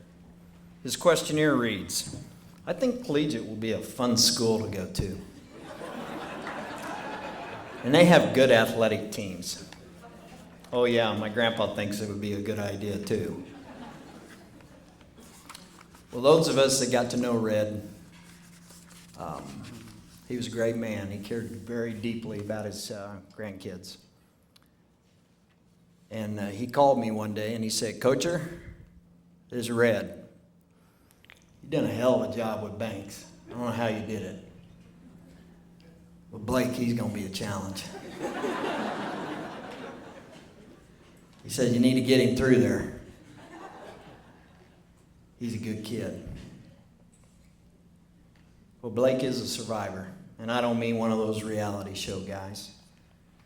As was shared with you about Tony a little bit ago, as most of us know, Blake too survived a plane crash that ended up killing his grandfather.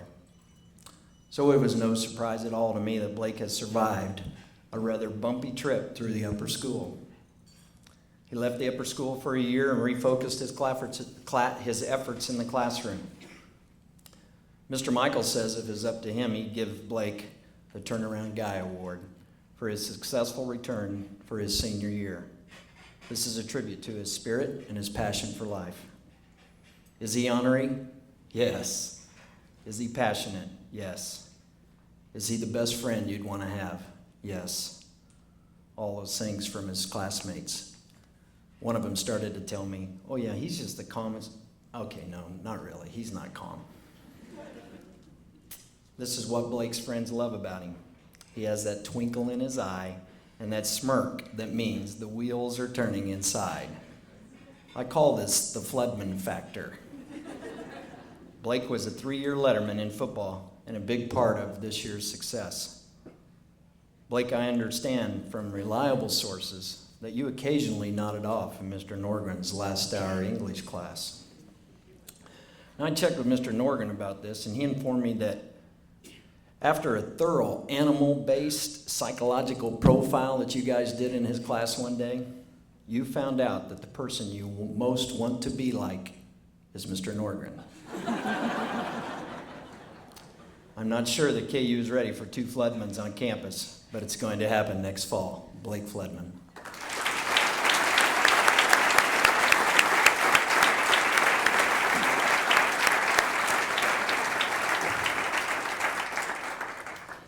This individual is born on the day of stamina, and according to the secret language of birthdays, those born on June 26 are most often a tower of strength and reliability to their families and friends.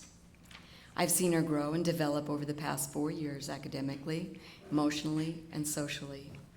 She's always been an enthusiastic learner and one to look at something differently and to think in new ways.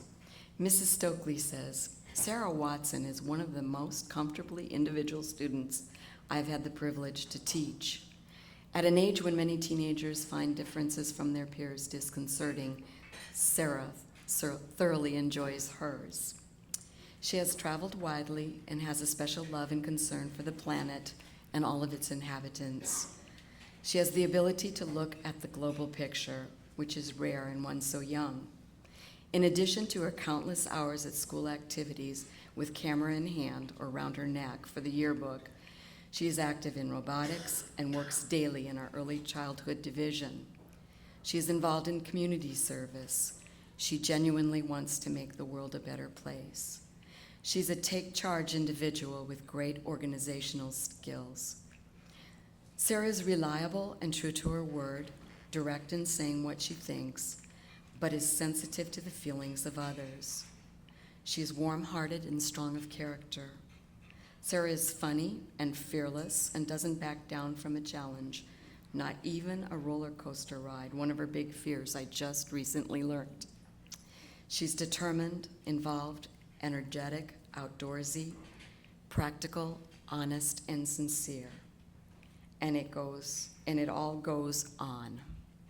The wonderful and rare Sarah Watson.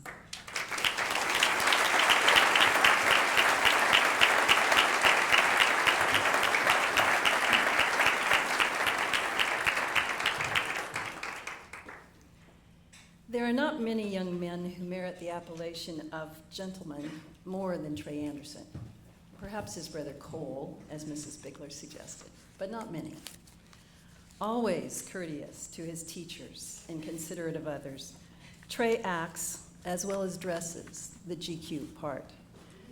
But there is a lot more to Trey than this pleasant and polite exterior. For years, his teachers have been delighted by his impressive capacity for abstract thought, the way in which he recognizes an author's construction of deeper meaning, or sees the big picture beyond the page that he is reading, and his utter lack of conceit about it.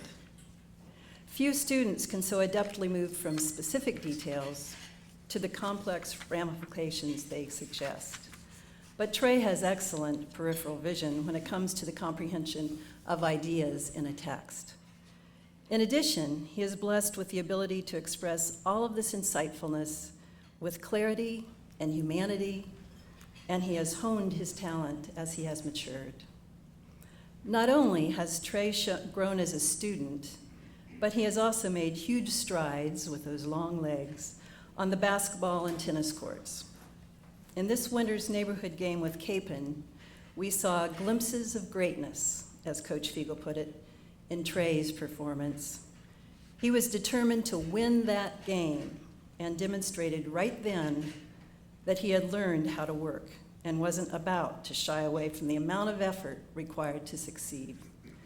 The gentleness, intelligence, and good humor of this young man, and we do appreciate Trey's lighter side and his surprising dramatic flair too, have earned this tall Spartan a special place with very high ceilings in all of our hearts. Trey Anderson.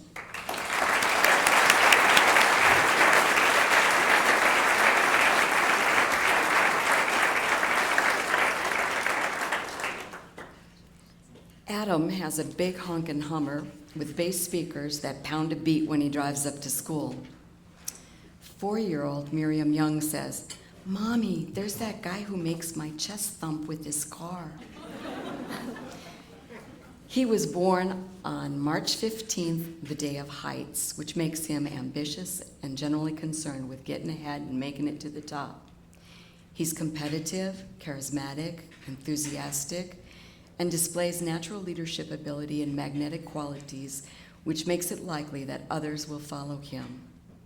Not always content to advance within an existing structure, he may find it necessary to initiate new endeavors in which he'll play a central role from the very start. Once he's made a commitment, the follow-through comes quite naturally, moving him slowly but steadily toward his goal. Coach Fiegel says, "Behind that Paul Newman grin, humor, and good looks, there's a tough kid who's not afraid to work and is destined to be successful in the real world." Basketball is his passion. Adam was cut 7th grade and 8th grade, but was most valuable player senior year, which tells you a lot about his inner makeup and his determination. He made the big shots when it really counted. Coach Fiegel adds, "Anybody can take them, but not everybody can make them." Christopher Morley states, "There's only one success, to be able to spend life in your own way. One little advice from me, while in college, beware of the girls whose chests go thump when your car pulls up. Enjoy your sweet success. Continue to climb your own ladder. The handsome and charming Adam Backery."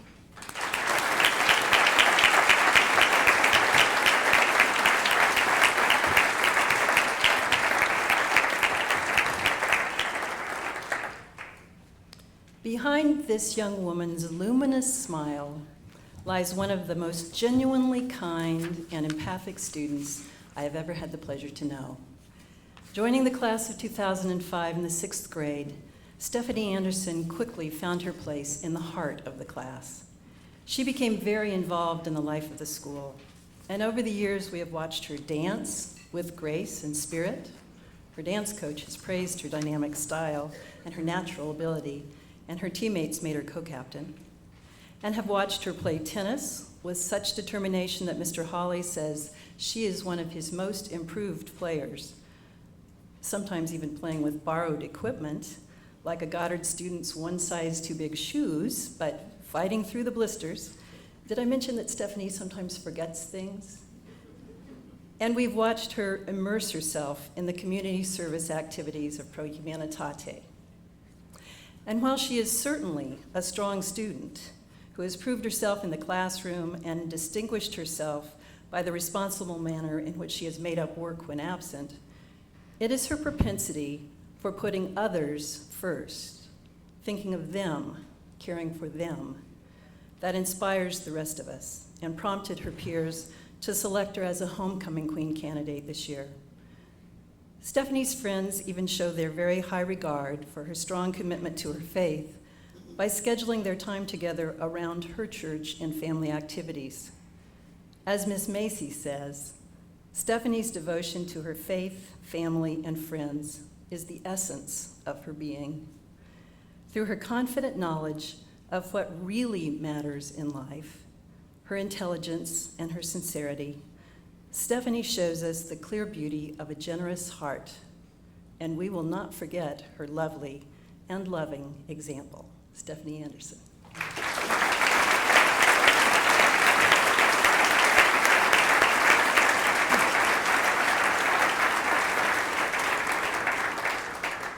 Born on May 14th, the day of modern irrepressibles, Spencer Sherman is quick to recognize both present and future opportunities. But he lives and works squarely in the present and is disinterested in the past.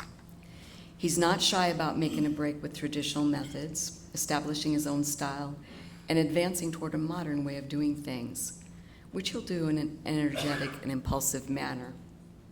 He enjoys working in sync with his own rhythm, which at one time may be maddeningly slow, at another, lightning quick. He pushes on with great energy, seeking perfection in himself, but you just never know what kind of mood he's going to be in. Although he may be hard-driven, demanding, and a bit of a perfectionist, he is usually pretty low-key and shrugs off or ignores obstacles in his path. He is blessed with a resilient character and can recover quickly from life's hard knocks. But then, he can alternate with dynamic, then contemplative energy, often making him suffer from self-induced stress. Spencer has been the basketball manager every year since his freshman year. Without fail, his was the first smiling face that Mr. Colbert saw every morning. Teachers describe him as polite and helpful. Spencer came to Mr. Colbert's rescue during the senior trip by finding his glasses when Colby was injured in a wild game of volleyball.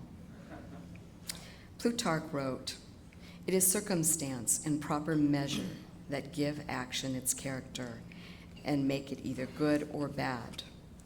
Remember that moderation is the key to your success. Cultivate calm, do good things, study the past, live the present, and prepare for the future." I present the remarkable and progressive Spencer Sherman.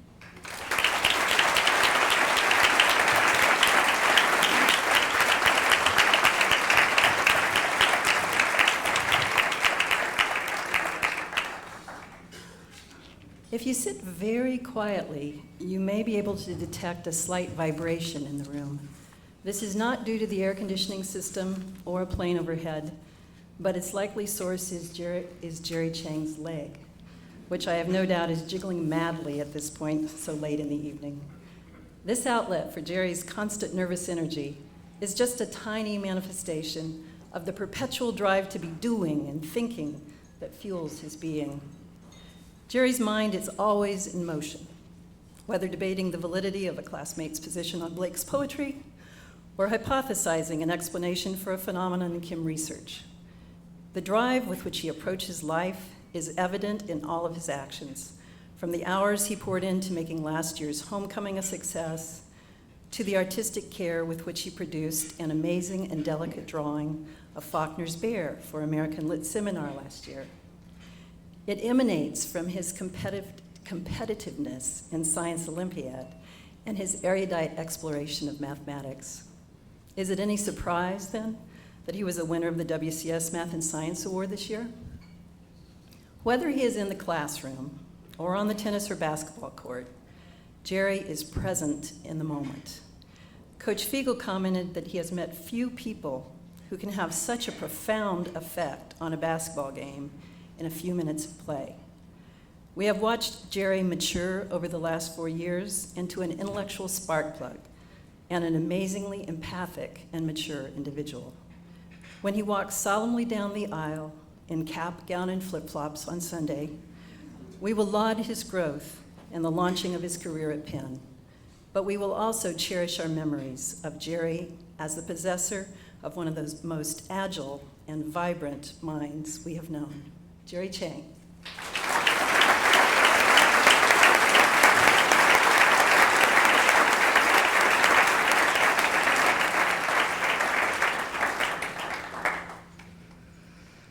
April 9th people are certainly one of a kind.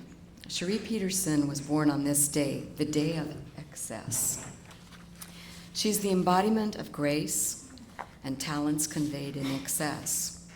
She's highly individual, direct, strong-minded, persuasive, and progressive.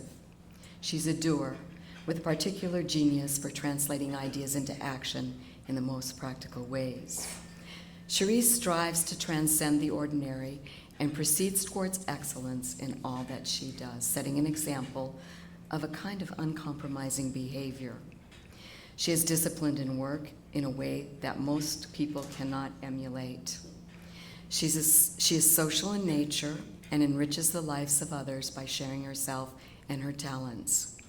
So, what are these talents? Well, simply put, she's brilliant and has a positive, upbeat spirit. She's been on the high honor roll the duration of her upper school life and will graduate summa cum laude. A cheerleader and member of the varsity dance team involved in Pro Humanitate, and was this year's homecoming queen. Did I forget something? Oh yes, music. She's a true lover of music and puts an excess of energy into it. She plays the violin so sweetly that it brings tears to your eyes. And during her performances in Monday assemblies, the entire upper school listens in a reverent silence. She sings beautifully and has been involved in too many U.S. Theater performances to mention: Glee, Dynamics, Senior Ensemble. She volunteers for the Wichita Symphony. Henry Cowell wrote, "I believe in music, its spirituality, its exaltation, its ecstatic nobility, its humor, its power to penetrate to the basic fineness of every human being." Cherie is music, and often described in her commentaries as really nice. Mr. Cox says he's never seen a chink in the nice. I concur and present the lovely and amazing Cherie Peterson.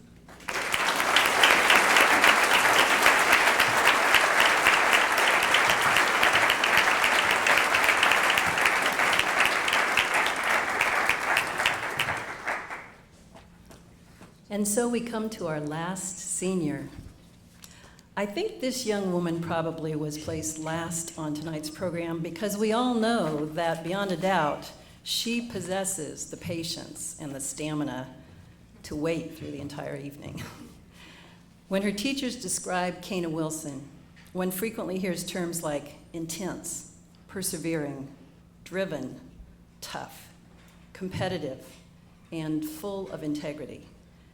But the single word that comes up most often is fearless. Kana is a courageous leader admired by her classmates, teammates, and teachers because she leads so strongly, yet humbly, through her actions. She is competitive with herself, pushing the envelope to see how far she can extend her personal achievements, whether on the basketball court or in Spanish class. She never makes excuses, holding herself to the highest standards, while understanding and accepting our fallibility as human beings. Kana is devoted to her family, loves to read, and has been an observant and attentive student who contributes thoughtfully in all of her classes. But as one of my colleagues remarked, one doesn't really get Kana until one sees her in action on the basketball court. There she metamorphoses from a poised and beautiful young woman into the toughest defender that you can imagine, leading the team and drawing charges, and spending so much time on the floor that one wonders how she also manages to be in her opponent's face every minute. Here, or in a catcher's mask behind home plate, every year except this one, Kana has never shown even a flicker of fear, has been an amazing study in the perfect balance of heart, mind, and muscle. We will remain in awe of her for years to come, the way she made it look so easy, her quiet steel will, her ferocious courage, and her love of the game. We'll say, remember Kana Wilson? Fearless. Kana Wilson.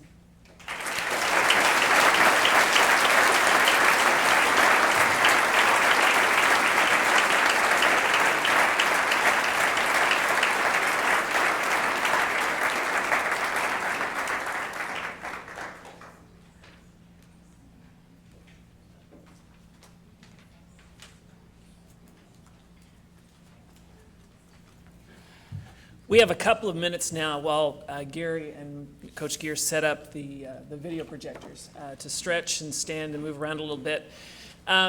If you are sitting in a place where you can't see the screen very well, this is your chance to shift and move.